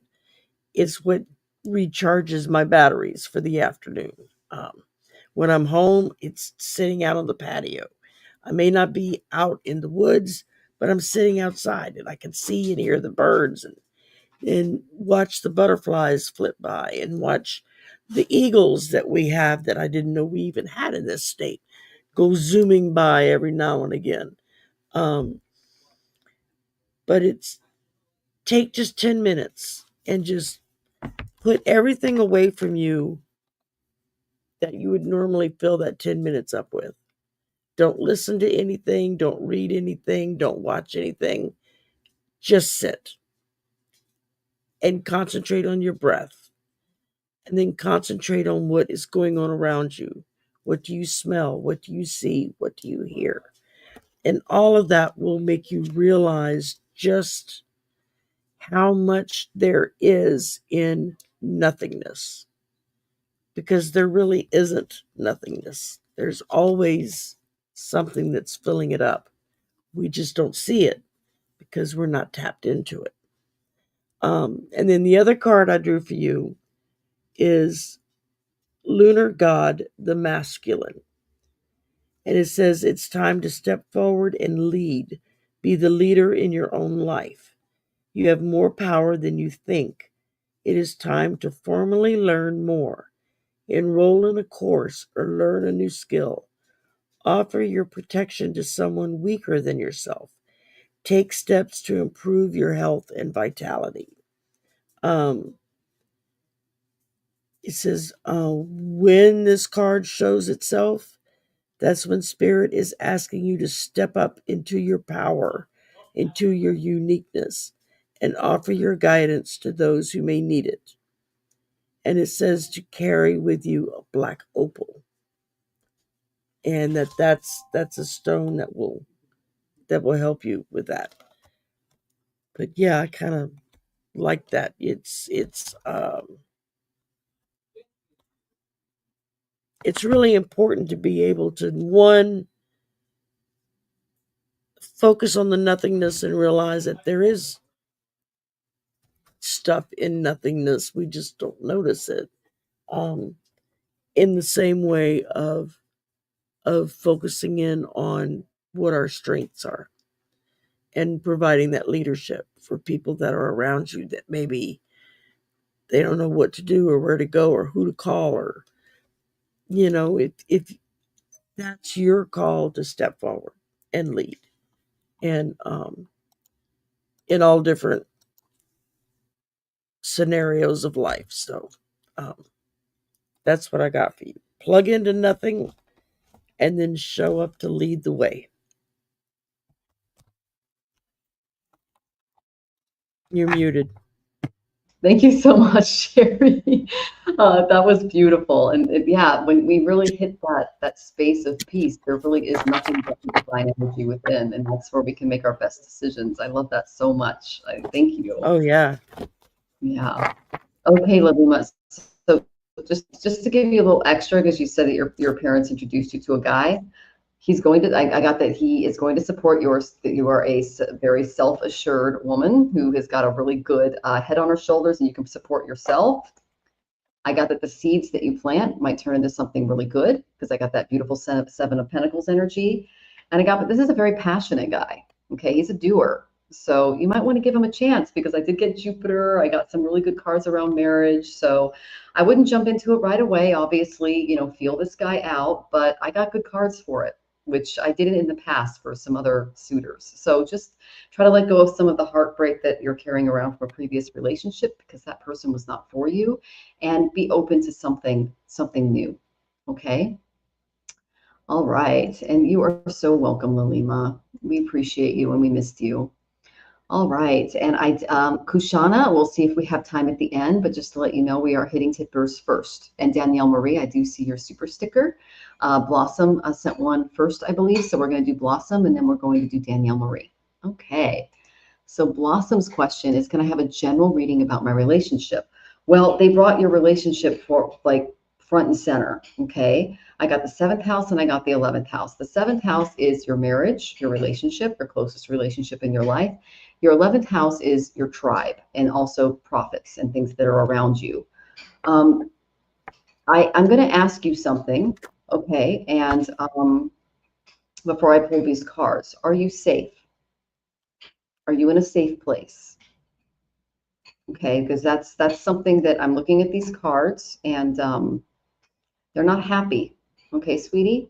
A lot of these cards are pointing to the fact that you're being mistreated. All right, so if you're being mistreated, they're really saying that you need to rely on your tribe and your resources right now to get yourself to a safe place, because I got a lot of emotional manipulation. I got some financial abuse, things like that are going on behind the scenes that you might want to be paying attention to. Okay. The first card I got was the 5 of Pentacles. This is not a good card for relationships or marriage or finances. Okay, so really try to pay attention to what makes you feel secure in your life, because that is being threatened right now. Then I got the Tower. It did come up reversed, which tells me that you can see a way through this. Okay, but you're really going to have to lean on your tribe to help you. Okay, sweetie, do what makes you feel secure, what makes you feel that they're bringing to my attention. I got the energy in and around you, dear. I got the Page of Cups reversed. This is a very emotionally immature person. They're not grounded. They're not seeing reality. This is a masculine energy in your life. Then I got the Emperor reversed. This is a man who is misusing his power in the household. Okay. And he's degrading you and not really doing the best what's for you. Okay. And then I got the Five of Wands reversed. You're not really putting up a fight with this person, and they're walking all over you while you're walking on eggshells. Okay. So I asked for some encouragement, some support that's coming your way. The first card I got from Ganesha was belonging. Get in and around supportive people in your life. Lean on them, share your experiences, lean on that tribe because they are there to help. Absolutely. Okay, sweetie, this is what helped me through my divorce and through my bad relationships. And again, this is for entertainment purposes only, but when I pull cards like this tells me that you are being emotionally not being treated well. Hang on, I'm just. Yeah, so rely on people that make you feel like you belong, that you are being supported and loved right now. When you do that, when you put yourself first, you can step into a period of courage. You see how Ganesh is riding this beautiful lion. The warmth of your open heart can bring comfort to everyone that crosses your path. You have a very big, open, beautiful heart, okay? When you have the courage to be your true self, you're going to start to feel empowered and act and live in ways that are true to your own soul without any illusion, okay? The root word for courage is cœur, and it's a French word for heart. So courage comes from the heart. It's an inner strength that's guided by love and which seeks truth and justice in your life. Okay. And if you can see here, Ganesha is riding a very powerful lion, and he inherited this from his mother Parvati. And the lion represents the fierce nature of Ganesha, and your guides are calling on you now to trust that fearless part of your being, your own inner lion, and they're inviting you to work with them to learn how to be valiant and harness your heart's courage and really stand up for yourself and who you are as a soul. Okay, Blossom? Because when you have the ability to cooperate with your peers and with other like-minded people, which is why I got this beautiful belonging card, you're going to do what's best for you so that things run a lot smoother for you. There it is. So that things run a little smoother for you. So Spirit is promising great success if you're willing to let down your walls with other people and let them know what's going on because, girl, you're going through it. Okay? So protect your energy, protect the environment around you, and put some people behind you that have your back. Okay, sweetie?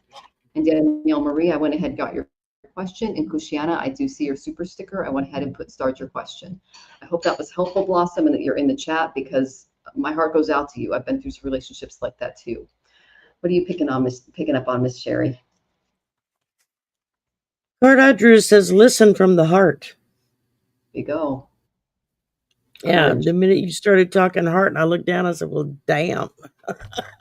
We're definitely on the same page. Mm-hmm. It says, your heart song wants to be heard. Are you listening to it? Your heart holds the most powerful energy of all, and that's love. It also holds sadness and sorrow and joy. It's full of all of the big emotions, and it's inviting you to feel into it so you can process and heal in order to love more deeply. Now, if you're in an abusive relationship, your heart's going to shut down. And when that happens, it hardens you. And it makes it harder for you to A, get help, B, get out, C, start healing, and D, love again. All of those steps are possible, but you have to keep listening to the heart. Truly listen to the heart, not listening to what someone tells you they think you should feel. They're not you. They don't know what you need to feel. You know what you need to feel. And there is no one on this planet who should control you to the extent that you feel like you cannot survive without them. Because that's BS. We can all survive without certain people in our lives. You just suck it up and you keep on going. I've been blessed in that I've never been in an abusive relationship. I've had some very good friends who were. And it was terrifying trying to help them get out. I was lucky in that the man I chose was my soulmate. The difficulty for me came when he was taken out too soon. And here I was without him anymore. It's like, what do I do? Where do I go? And it's real easy to shut your heart down at that point and say, I don't want to feel that kind of hurt anymore. And for a long time, I lived that way. And it wasn't until I opened it back up and said, you know what? What comes, comes. And I'm open to it. And that's when things started filling out for me as far as moving forward in my life. I'm at a point where I could find another partner if I wanted to, but I don't have any need for one because I'm enough for me. And if spirit has someone else that they're going to bring into my life, then it's going to be someone that's going to fit right in to what I do and how I do it. And the same in the opposite direction. They're going to bring somebody that I'll be able to fit into their life and what they do and how they do it. Because you're supposed to be partners. That's the whole point. Not master and slave, not abuser and abused, but partners, which means you have an equal voice. And that, maybe you decide to do it your way this time, his way next time. It goes back and forth. But you have to be willing, both parties have to be willing to listen to each other. And when you don't get that, that's not a real relationship. And it's hard. I get it. It's hard to walk away from that. And then the other card I pulled was Waning Crescent 5. And it's peace. Until you listen to your heart, you'll never attain real peace. That's what brings you real peace. It says peace of mind is one of the greatest gifts we can give ourselves. Refuse the drama and do not freely engage with people who use drama as a weapon. Stop fighting. Allow yourself to rest for a while. When we let what we no longer need go, we make room for peace. And that's where listening to our heart comes in handy. When we let go of what we no longer really need, peace floods in, taking up all the space and healing it. And it says, get some amethyst. Start carrying some amethyst around with you, either a pendant or just a stone in your pocket. Put that amethyst with you. It's very healing. It's a very healing stone. I know when I first started doing all of this, one of the first things I was told by someone who knows crystals was, you need amethyst. You need a lot of amethyst around you. I had a lot of healing to do with things that had happened from before, and it took a while. And I'm still processing some of it, and I always will be, I think. But I am in a place now where I'm happy with me. I'm happy with my life. Is it exactly what I want or how I want? No. Oh, well, that's just the way things happen, But overall, yeah, I'm happy with my life. But it took a long time to get here. I had to be willing to fight for it. And that's to fight for yourself. If you don't stand up and fight for yourself, who will? I think that's what Spirit is trying to emphasize here with what Michelle had and what I've got. You have to be willing to fight for yourself, and you have to be willing to listen to your heart and do what's necessary to make yourself safe. Because none of the other stuff can happen if you're not safe. Yep. And it will happen. I'm seeing that. It will happen. You just have to take those steps. Okay, Blossom, you've got this, girl, and come back and let us know how you're doing. Okay. Absolutely. You're part of our tribe too, and I've been through it. I've been through exactly what you're doing, the tower moment, everything. So come back, let us know how you're doing. And Danielle Marie and Kim, thank you so much for supporting Blossom in the chat. You guys are best chatters. We really appreciate that very much. So reach out, know that you have a support system, okay, sweetie, and really rely on those people in and around you, that beautiful tribe to help you. Okay. My heart goes out to you, Absolutely. sweetie, for sure. All right, Danielle Marie, you are next. And then we have Pushiana. Okay. So my question is, will my marriage last? I got a yes, but big, big, big but. Okay, sweetie? First I got was Pluto. This represents Yama. He's the god of death. All right. Then I got the 12th house. This is the death house, but it's all about moksha and seeking oneness with all there is. So you are actually in a soul-based relationship with your partner. Okay. And the way through this is through a spiritual practice that you guys both share. I got that right now emotionally. I got Two of Cups reversed. Things are not working out that great. Okay, especially emotionally. You're not seeing eye to eye when it comes to your heart space. Then I got the Two of Wands reversed, which tells me that your plans for the future and your energies moving forward are not in alignment with each other. But I ended with the Six of Wands, which tells me there can be victory in your marriage, but you're going to have to really step outside of yourself and into spirit. So if you're looking, if your focus right now is more on a material marriage, you're going to have to move into a more spiritual way of thinking about each other in order to save it. How do you get through that? You need to do a spiritual practice together. I do one with my husband. If we didn't have this, we probably would not be as compatible. Okay, this is what strengthens our marriage. We literally get up in the morning and we do our asanas, our yoga asanas, which are basically yoga poses. Then we sit down and we do what's called mantra practice for the various deities of the day, depending on the day it is. Like today is Miraculous, Mercury Day, so we do all of the deities for Mercury. Then we do our pranayama, which is breathing exercises, and Brastrika to get us in alignment with our higher self. Then we read from concentration and meditation to get us ready and prime for meditation. And then we meditate for a minimum of 10 minutes in the morning, minimum. And we sit and we breathe and we do that whole thing every single morning. Then we do the same thing again at night. Okay. And we do the night deities like Kali, Shiva, things like that.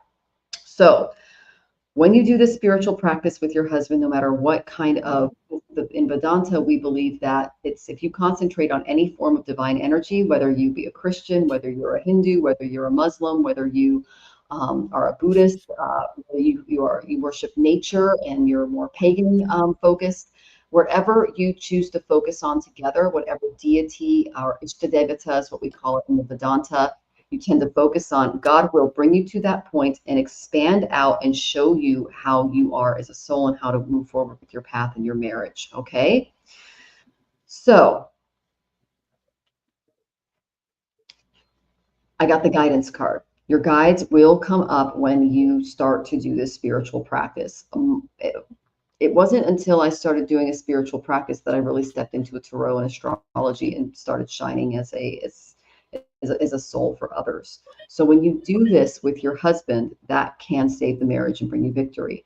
But it's kind of a do or die. If you choose not to do that, then a split's possible. If you choose to, your souls will unite and you'll remember why you started loving each other in the first place, because you are supposed to be moving out of a more material relationship and into a more soul-based one.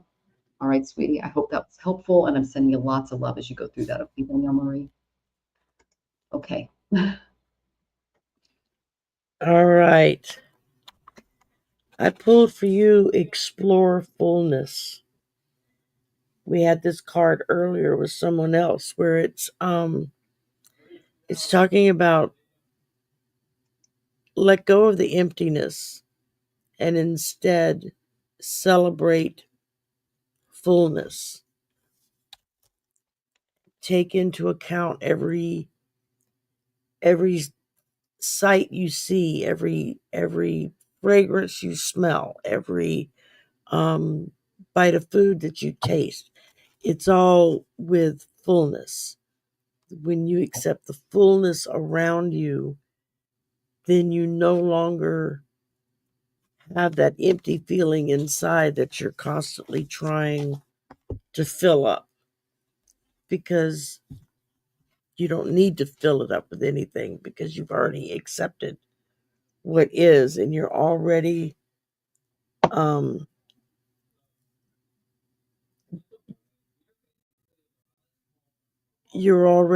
moving in a direction to fulfill yourself. You have to be full before, there you go. You have to be full before you can help someone else be full. And then I pull the flower moon, blossoming. And it talks about, do not give up. You have planned for this. Take no notice of what others think or say about you. Open and rise. Someone around you may be jealous of your success. Mark your victories.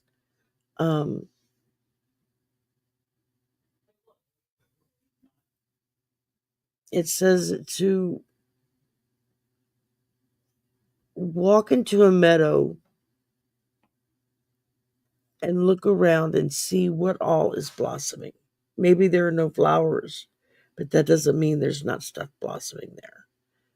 It could be just ragweed and it's going to make you sneeze your head off, but it's still blossoming. I mean, it's also a part of life and part of nature.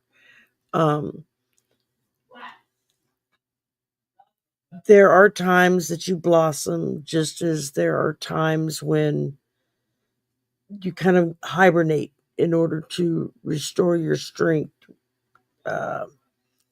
With seeds, you don't even know if a seed is taking hold until it finally blossoms enough that it sprouts out of the dirt. But it doesn't do it the day after you plant it. It takes time, it takes nurturing, it takes care. That same effort needs to go to you and yourself. You have to plan, you have to nurture, you have to care for yourself in order for you to blossom. And when you blossom, that's when you become externally a blessing for those around you. Because now they're going to look at you and they're going to say, I don't know what you're doing, but I want some of that. You said your husband's an atheist. I've known lots of atheists who probably live a more spiritual life than some of the most religious people I've ever met. Because it's not... Atheism, from those that I've talked to who are atheists, it's not that they're rejecting life. They just don't believe in things that they cannot taste, see, smell, touch.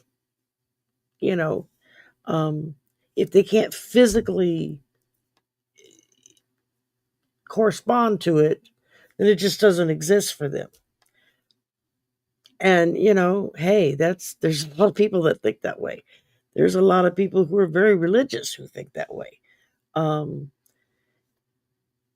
I would rather spend time sitting with an atheist who has a good grip on what they think and what they feel and what they believe than I would on some of the most religious people I've met, because their life is not a life of truth. Their life is checking all the boxes. Did I get this right? Did I pray just right? Did I look just right? Did I speak just right? That's not what fulfills you. That's not what helps others. You have to be true to yourself. And when you're true to yourself, then you can be true to others. When you become true to yourself and you open yourself up to what your truth is, regardless, that's when you blossom. And that's when your flower opens up and suddenly people look at you like, oh, she's got something I want, and I don't know how she got it. Even your husband could be that way, or boyfriend, or whatever he is. A lot of atheists don't believe in a higher power simply because they see it as believing in a fairy tale. Okay, that's cool. That's what you want to think. Those of us that know better, our belief modality goes in other directions.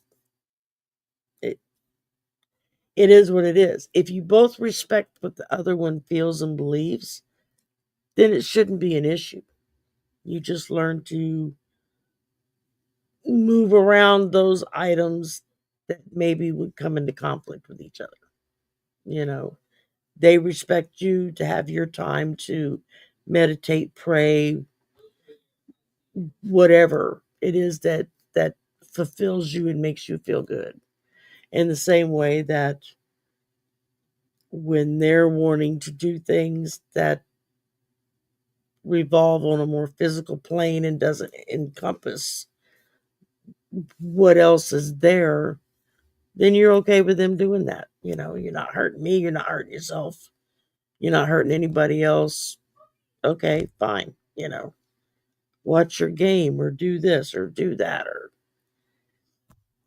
personally, I always think that atheists are probably some of the loneliest people in the world, because they don't have anything there to fill them up, but they say they don't need it. So, okay, if that's the way they feel, that's the way they feel. But the main thing I got for you is just explore that fullness within yourself so that you can then blossom. And when you blossom, then people start coming to you, want to know, how are you functioning like this? What did you do? How did you do? And that's when you can simply tell them, hey, I meditate, or I take a walk in the park, or I go to church, or I listen to music, or I read a good book, or I watch a funny movie. Whatever it is that fills you up, that's what you do. And when it makes you happy, then other people see it. Well, thank you, Shari. And Danielle, we're sending you lots of love. They really do point toward developing your spiritual practice as a way of making yourself feel whole. So that's great advice, Shari. And it's possible that he'll be interested in doing something a little outside of the box, is kind of what I'm getting. Because atheists, they do like to explore. And if you want to look into Vedantic science, which is very scientifically based, that taste, touch, feel experiment, that might be something you can look into. And the Divine Life Society is a good start. They have a lot of free literature available. And it's very philosophical and science, very science-based. It calls to me because I'm very data-driven. So just exploring different avenues together might help you kind of bridge that gap that I'm seeing between the atheism and your more bhakti. You like to belong to something, okay? So we're sending you lots of love as you go through, sweetie. All right. So our next question is from the lovely Christina. And then we have Venus. I did see your super sticker. Thank you for that. All right. So can I have a message about my relationship with AN? Okay. I'm getting that. No relationship. Okay. There's not really going to be a lot going on there. Okay, Christina. The reason I say that is because they're pointing towards someone in the workplace. Okay. It could come through your work or your career efforts. So accept invitations that are supportive of your career and your other ambitions. Because this is someone who can equitably share work with you and establish and maintaining it. They're going to offer you a lot of mutual support that's going to enable you to grow further. So this is a good time to seek the advice of a really trusted friend or counselor and share techniques, solutions, and business aspirations that you would need from a partner. They're saying that you could end up working with the person that you love and possibly even owning your own business together. So this is someone that you're really going to be mutually working with for the benefit of all things. So I asked Ganesha what other advice that they had for you. And the main energy that I got was you have a decision to make. Okay, this is my big decision card. And you're being asked, do you want to stay with the status quo, or do you want to move towards something bigger and better and brighter? And I feel like this is this new person that you're going to work that's going to really help you with your career and your goals. So you can stick with what you know with this AN person, or you can break out and try something new. So this other person is going to be a little more adventurous. They're going to be away from your kind of typical trend or habits, because spirit is gifting you with a greater understanding of who you are and what you can create in a partnership. So zero in on that goal and take the step to make a selection. And you've worked really hard and evolved through your life lessons. So just get ready for change as this person enters your life. And you'll be able to motivate yourself together by taking out time to rejuvenate and treating yourself to those simple things that bring you joy. You're going to have new activities that are separate from your old routine with this person. And when you introduce little changes in your day-to-day schedule, you're going to create new thoughts and it'll invite this new person in. So Ganesh is holding a mace called a Gada here, and he's challenging you to be more decisive and make decisions that are best for you and your soul's path.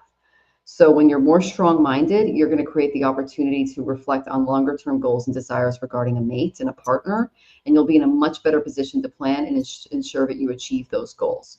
So with careful planning, a very moderated approach, you're going to set yourself up for success now and moving into the future with this new partnership. So not the person that you're thinking of now, someone new is on the horizon, and it's going to be good. Okay, I hope that was helpful. I'm excited to see what Shari has for you. Cool for you that you are more powerful than you know. It says, do you realize your own superpower? You have the ability to create your own destiny, change your emotions, and rewrite your own story. The only thing blocking your power are your mind and your belief systems. What would you do if you weren't afraid of failing? Think about that. If that was if that outcome was removed from the equation, failure, what would you do? What would you attempt? What would you learn? Because then you allow yourself to be brave and you allow yourself to step into your full potential. And you can't do that until you realize that you have the power to create you and recreate you again and again. And however many times it takes for you to get down deep enough to be the person you were meant to be. Some people figure that out at an early age. They're doing it. By the time they're 20, they are mapped out and ready to go. The rest of us are like, okay, we're still trying to figure this out. All right, a little help. But it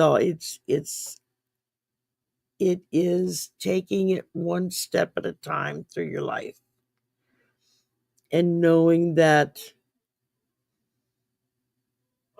what sparks joy inside of you, what fills your heart with love, what makes you want to reach out and help another person is all part of that superpower you have of accepting your own strength and accepting your own heart and knowing that you can rewrite your story at any time if you don't like the way it's going.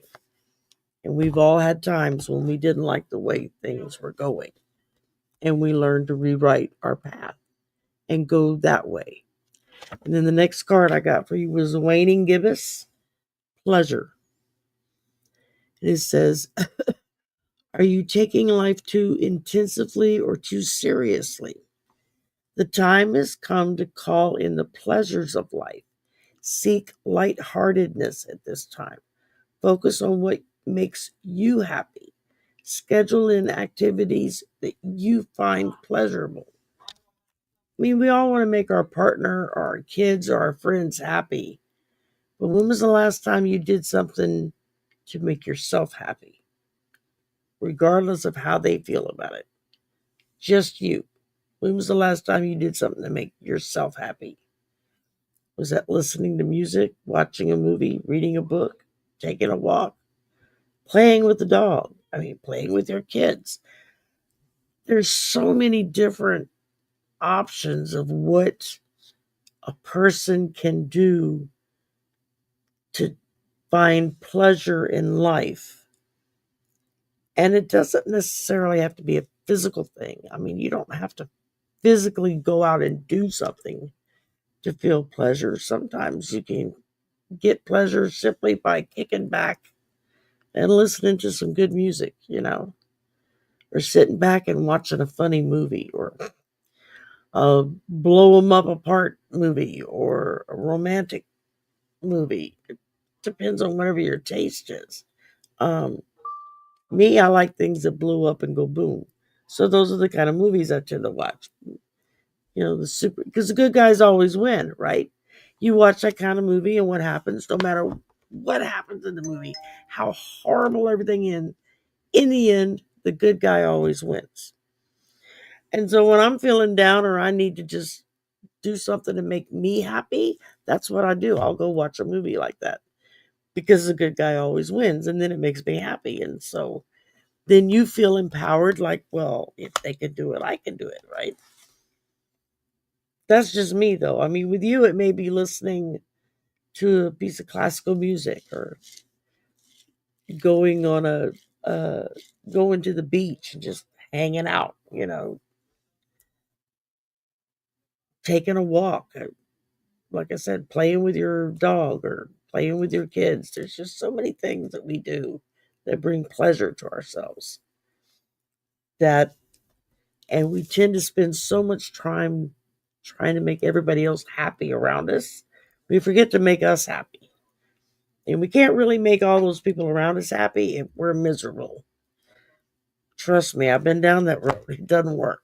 So, my grandmother was probably one of the most intelligent people I've ever known. She was also the most miserable person I've ever known. And because she was so miserable, she had to make everyone around her miserable. Misery loves company. And knowing what I know now and looking back on those years, is like, if she could have just done away with the misery for one afternoon and just enjoyed what was happening around her, it may have made some drastic changes in her life. That could have changed certain things. Who knows? But I don't want to be miserable. I'd rather be happy. I got too much of the little kid in me. I like to do things that are fun. I like to make people around me happy. So that brings me joy, is to make other people happy. Not everybody's like that, but hey, that's the way it goes. And you do make us happy. I love getting emails from Shari. Whenever I'm feeling bad, I'll just read an email from Shari, and it will make me feel so much better. Because you're so wonderful and encouraging. Good, I'm glad. Yeah. So, we hope that was helpful, Kushena or Kushaina. I apologize if I mispronounced your name. We're sending you lots of love as you move into that new chapter. And yeah, you have a decision to make. Do it for you. Okay. So, and you're welcome, Danielle Marie. And Venus says same. Oh, you're welcome, sweetie. Okay. So, our last tipper is Venus, and is how will my new caregiving job go this year? Okay. So, I got some really interesting cards for you. Good cards. All right. The first one I got is it's really going to help you make the right connections. I got third house. So you're really going to develop some really great communications. And hey, good to see you, sweetie. So some really good communications and connections, and people that you're really going to be able to work well with. Okay. Then I got the Fool. Now the Fool is, it's exciting. New ventures are possible now, and they're really strongly encouraged, and you're going to tackle them with a lot of enthusiasm, a lot of self-confidence. You can set aside some worries and really trust your instincts, and just count your blessings and make time for fun and really enjoy yourself. So just know that fear is a total buzzkill, especially right now, and embrace the adventure. Okay. So taking risks and having faith, especially if you've been a little too cautious is what they're showing me. that can lead to incredible rewards in this stage of your life. So you'll be favored by the influence of someone very innocent, people, and they're going to encourage you to kind of take on this kind of vagabond personality. You might even travel, is kind of what I'm seeing when it comes to caregiving as well. I know that traveling nurses make way more money. Okay. Yeah. There might be some obstacles because I did get Six of Swords. Okay. So when those come up, just take on that beautiful energy of the Fool, laissez-faire. This will pass. Rely on those beautiful connections. When you do that, I got the prosperity card. So that's good. I'm glad that this is going to bring you prosperity. And, Yay! yeah, I know. Who loves that? Come on. So, but what I pulled right after this is really cool because I got promise of the future. And this is one of my favorite Ganesha cards because this is rest assured that there is something new on the horizon waiting for you. Now, Ganesha is turning his palms outward right now, and this is called the Abhaya Mudra. And it's a gesture of fearlessness, just like that Fool card that I just pulled. So that dispels fear and it accords a lot of divine protection and bliss. Now, notice that his crown here is yellow. The yellow chakra is related to our solar plexus because of the fiery yellow. It's the Manipura. It's just like the sun. So it's connected to your personal power, your self-esteem. And when that chakra is balanced, you're going to exhibit a lot of confidence, reliability, responsibility, and motivation. So all indications that are favoring a time of new awareness coming into your life. So seek new outlets for that creative expression. And you're beginning a new phase of your life too, they're showing me. And they're asking you to take time to really reflect on your dreams and your desires. So what else? Okay, they're saying ask your guides to help you uncover the desires of your subconscious mind and then follow any creative nudges that you fear with fearlessness. Okay, right there. So that you that you feel. That's what. Yeah, they're saying let go of any fear that you have regarding moving forward because you're going to get a lot of innovative sparks coming your way. They're going to come to you unexpectedly. What else, guys? And this momentum is going to help you start down a path that's going to involve a whole new view of the world. So I freaking love that for you. So just reflect on those past endeavors. Take time to acknowledge and understand your lessons, your blessings, and feel gratitude for the path that has led you to this point in time because you are going to receive the gift of freedom to choose what you want to pursue. Because caregiving right now is very, very needed, especially as the boomer generation gets older. And there's a lot of boomers that are going to need a lot of support.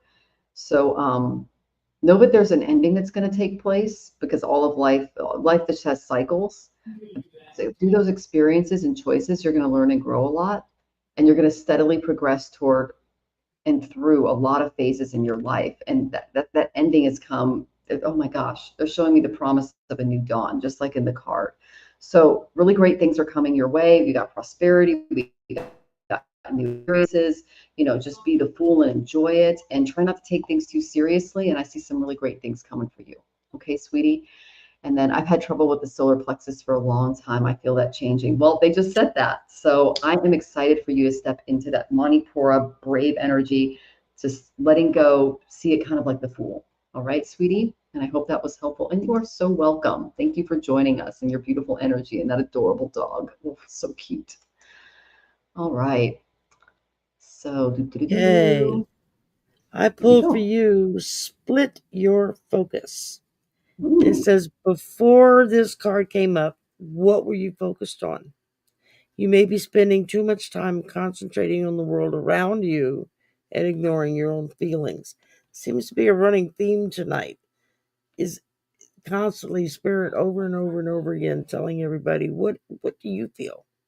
What yeah. do you want? What makes you happy? What makes you sad? Why are you wasting all this time making everybody else happy but yourself? Got to start with numero uno, number one. It says you should be in a 70-30 split. 70% should be focused on yourself. What makes you happy?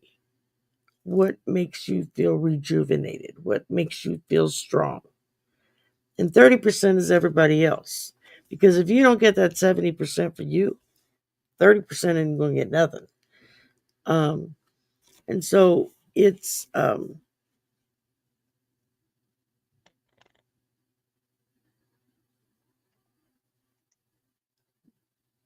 it's important to know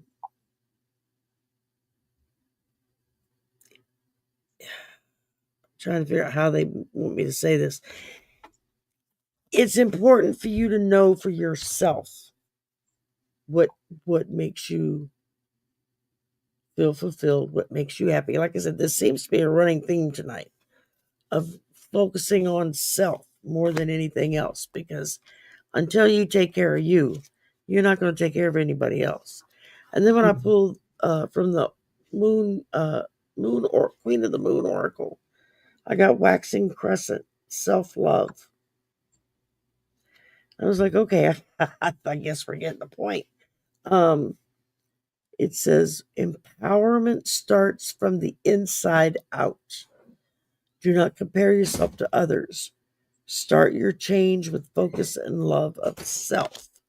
It says a lot of times we feel like we're not enough. Sometimes we're even told that we're not enough by others as well as by ourselves. We're not smart enough. We're not pretty enough. We're not tall or short enough. We're not skinny enough. We're not whatever it is that person's looking for.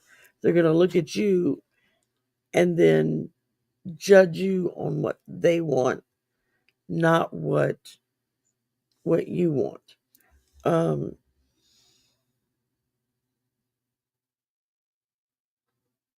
This is because of all of this. That's what makes us not love ourselves enough. Until we love us, we can't really love others.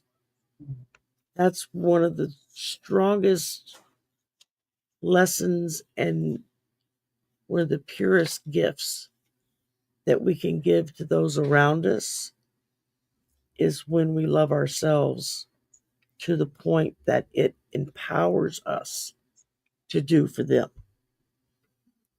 Because you can't do for others and make others happy until you're happy. And like I said, it seems to be the ongoing theme for the night. Everything I keep pulling right now is that you do the best you can do. Know that it's the best you can do.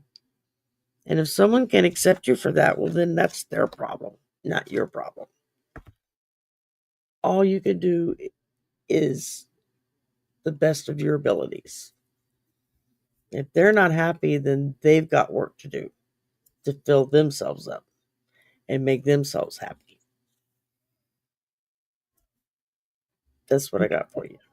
Beautiful advice, Shari. And I love that in the split card, you had Saturn and you had the moon. And the moon represents our emotional self, self-care. And Saturn is our responsibility to the collective and others.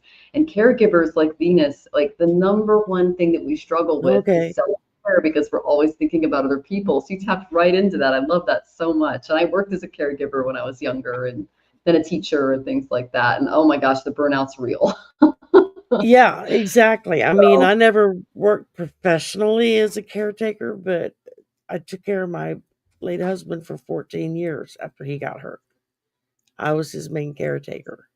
And then when my mother got dementia and got sick, I took care of my mother. It was 10 years of that.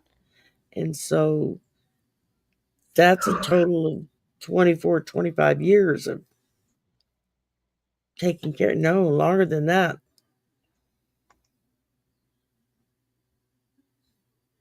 More like 30, 35 years of my life taking care of other people. And it's real easy to push yourself to the bottom of the list and do without because you're worried about doing for someone else. And it took me a long time to realize if I don't take care of me, I can't take care of them. Like they say in the airplane, put the air mask on yourself first before you start putting it on your children. Yep. Because you're not going to do them any good if you're passed out in the aisle.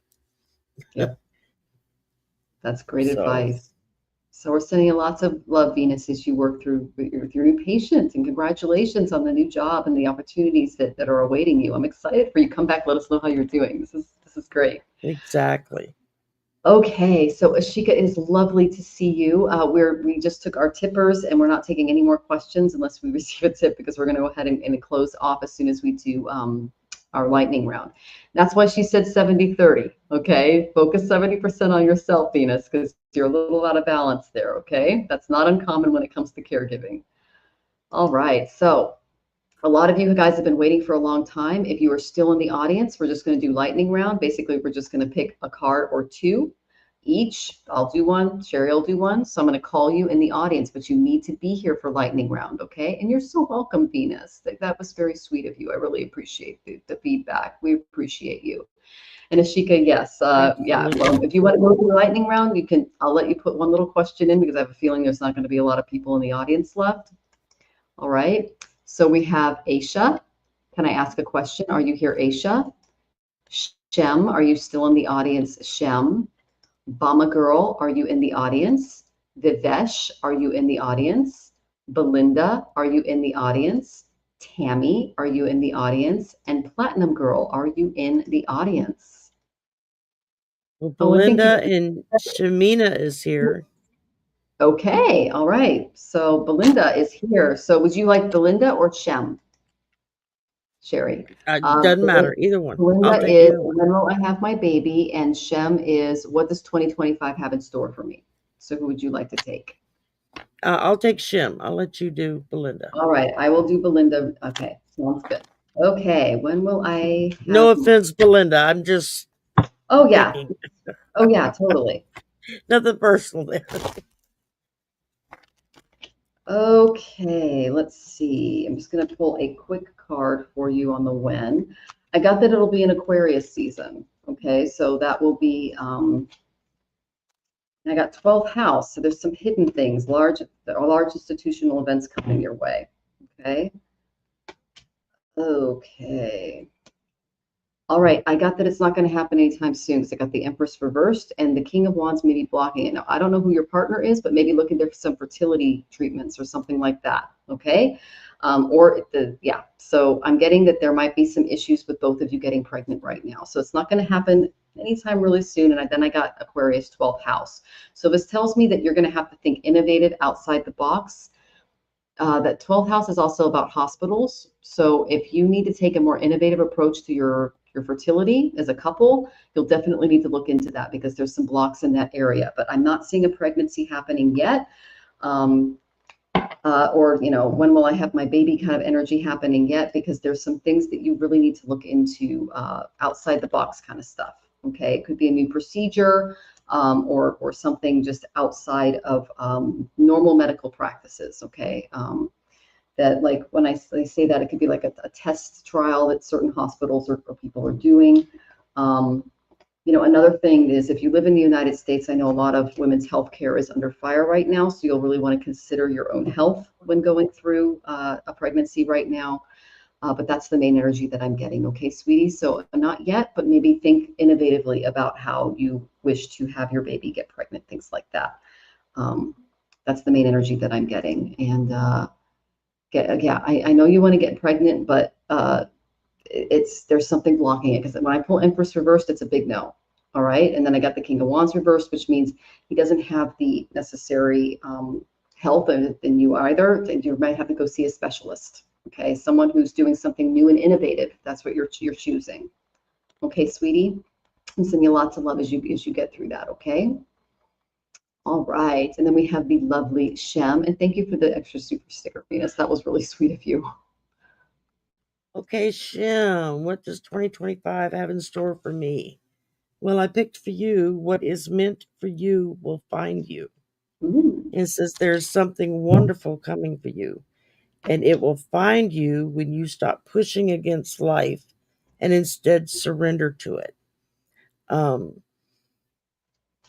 It says, what is meant for you will find you. You just have to be open to it. We can overplan, overthink, overdo, thinking that we're helping ourselves when what we're doing is blocking it. And so it's a matter of,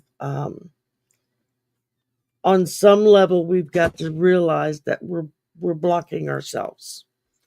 Learning to surrender is a hard lesson to learn. And I think we've all been there at some point or another. I'm still learning it at times. It could be good to have a direction, have a plan, kind of map out in your head where you want to go from here. But it's not set in concrete. Okay. It can change if you need to change. And that's part of that openness, that willingness of letting what's coming for you find you. It's not easy. Yeah, no, trust me, I know it's not easy. But if you have a basic outline of the direction you want to go in, it can help you make decisions down the road. Do I go here or do I go there?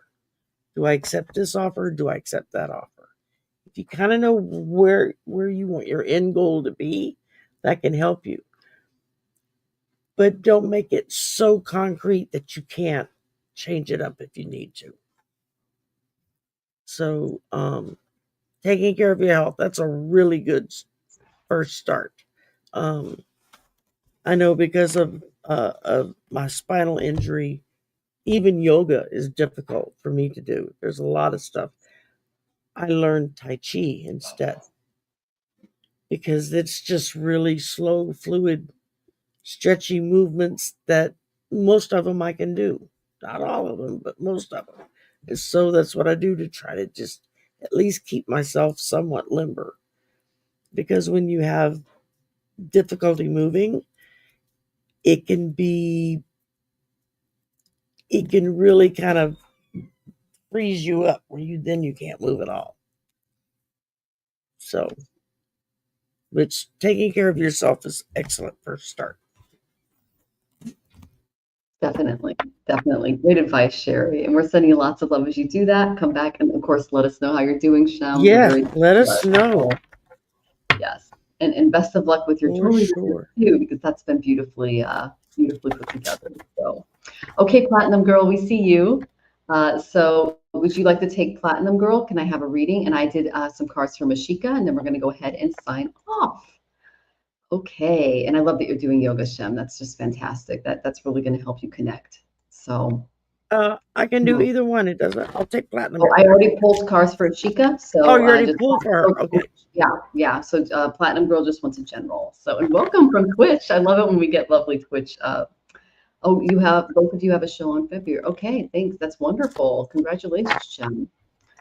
All right. So Ashika, how do you see my crypto investing journey going this year?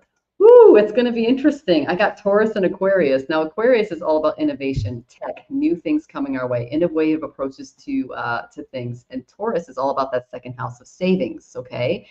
So I asked, what's going to be going on with crypto with Ashika? And I got there's going to be a major revelation coming your way.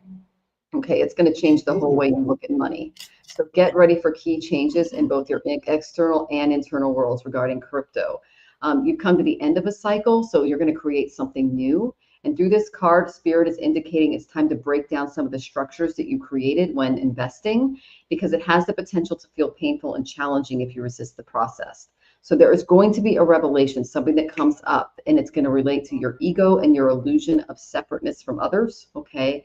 You're going to develop an entirely new perspective when it comes to the finances. And this revelation is going to help you grow stronger, wiser, more composed, okay?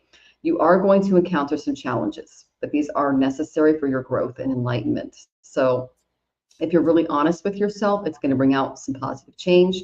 You will experience some pain and anxiety throughout the process because there are big things coming out crypto-wise, especially with Elon Musk being in charge of the United States. So when you begin to reach your goal, come to realize that your true security lies within yourself and your relationship with the universe, and not in some false belief system in a created world. And be willing to reveal what you're finding out revelatory-wise with other people that are making these investments too, because change is on the horizon. So what you think is in place now is going to be completely blown apart, and it's going to bring about something new. You're going to be okay, because I got the Empress card. Okay, this is a material card, and she's very happy and surrounded by wealth. But there's going to be a revelation that's going to shake you, honey. All right, so just be prepared for that things are going to be uprooted and changed, especially with this new administration coming in, because that's going to affect the world, the United States, and how we view money. And not necessarily in a good way. Exactly. So just be aware of that and know that you're going to come out okay on the other side. Okay, sweetie. So that's the main thing. Yeah, there's a lot of uncertainty, and you're going to get a revelation, and you're going to get it before other people do. So they're encouraging you to share that with other people, but you kind of warn them of what's coming. Okay, sweetie, I hope that was helpful, and you're very welcome, sweetie. And come back. Let us know how you're doing. I'm genuinely curious because Jonathan, my husband, is really big into tech, and he's invested in a few crypto things too in the past. And we're just like, okay, we'll see if these go anywhere. But yeah, it's going to be interesting. All right, Platinum Girl, you ready? Oh, you get Shari. You are lucky. All right. Well, I pulled for you. Trust the call. It says your intuition is calling you now. Are you listening? Maybe you've been too busy or too distracted to hear it, but it is always communicating with you and directing you to where you need to go. If you're struggling to find clarity in the direction of your life, stop looking and start listening. Trust that gut instinct that is like your internal navigator. Long before our phones became our navigators, we instinctively knew where to go. So put your phone away and trust this call instead. It is a call that has no agenda except your happiness. And again, the same recurring theme all night long. Trust yourself, believe in yourself, unplug from outside stuff so that you can hear yourself and spirit talk to you. And I think that's the biggest lesson that Spirit's trying to get across tonight for us to learn. Is that if we want to get closer to Spirit, we got to get rid of all the crap around us so that we can focus in. And that's what I'm getting here with trust the call. There's one phone call you don't want to miss, is the one from Spirit. Let the rest of them go to voicemail. They don't care. Just make sure you answer this one. And that's what I'm getting for you. Oh, I love that. Thank you so much, Shari. And the lovely Arthur is here. It's lovely to see you, Arthur. I miss you. Oh my goodness. It's been too long. We hope you're doing well, sweetie. Oh, wow. Yeah, Arthur Ease Your Mind. He's a fantastic reader. Definitely follow him. He's wonderful. He does a lot of political reads and things like that. And we've had him on the show before. He just remastered all of his guided meditations and everything and has them out now, I think, on like Spotify and Apple and all that. You can get, like podcasts. But he just went in and had everything, remastered everything. Blush, she says. We'll definitely check Arthur out. Yeah. He's got some wonderful, wonderful guided meditations. You can see him on his channel. Now you can go to your favorite music places and listen to them as well. So they're really good. He's a very Make talented. Make sure you're somewhere where you can really unplug. My son walked out in the middle of me doing one of Arthur's guided meditations one morning. I was sitting and he comes out and he's like talking to me and stuff. And he says, and getting no response. To the point that it freaked him out so bad he grabbed me and shook me because he thought I was having a stroke or something. Oh my God. Because I wasn't responding to anything he was saying, even though my earbuds were plugged in. Mm-hmm. Normally, I would acknowledge that he's there, but he was like moving in front of me. He said it was like you were in another planet somewhere. He's like, I don't know where you were, but you weren't here. That's Samadhi. That's Samadhi. I said, no, I was on a trip with Arthur somewhere, But it scared him so bad he literally grabbed me and shook me. Mom, are you okay? Like, what? That actually happens with a lot of yogis, Shari. Like they'll think they're dead, or they've had a heart incident or something, and it's just because they're in deep meditation. So it's just proof that his meditation. You go down so deep, it's You're completely oblivious to what's going on around you. Yep, that's Hey, beautiful. Heavenly Blessed. Yeah, good to see you. Welcome, welcome. All right, so we are signing off. Is there anything you would like to mention this week or promote? What do I have? I actually have like 3 personal readings scheduled this week. I was like, wow. Um, uh, Other than the slumber party Saturday night, it's at a new time. We start at 10 o'clock Central now. That's PM. It's nighttime, hence slumber party. But we're going to start an hour earlier. And Sunday is episode 22 of Mastering Mental Wellness. And we're going to be discussing sex addiction. Mm. So that ought to be interesting. Yeah, and yeah, See what Isaac pulls up for me. Isaac's fabulous. Yeah, we like watching you two work together. Isaac is just he's an absolute angel and a blessing. I was so blessed when he was we were introduced, and we just clicked and became friends. And so yeah, and he's a professional counselor, so he knows what he's talking about. I'm just there to yak.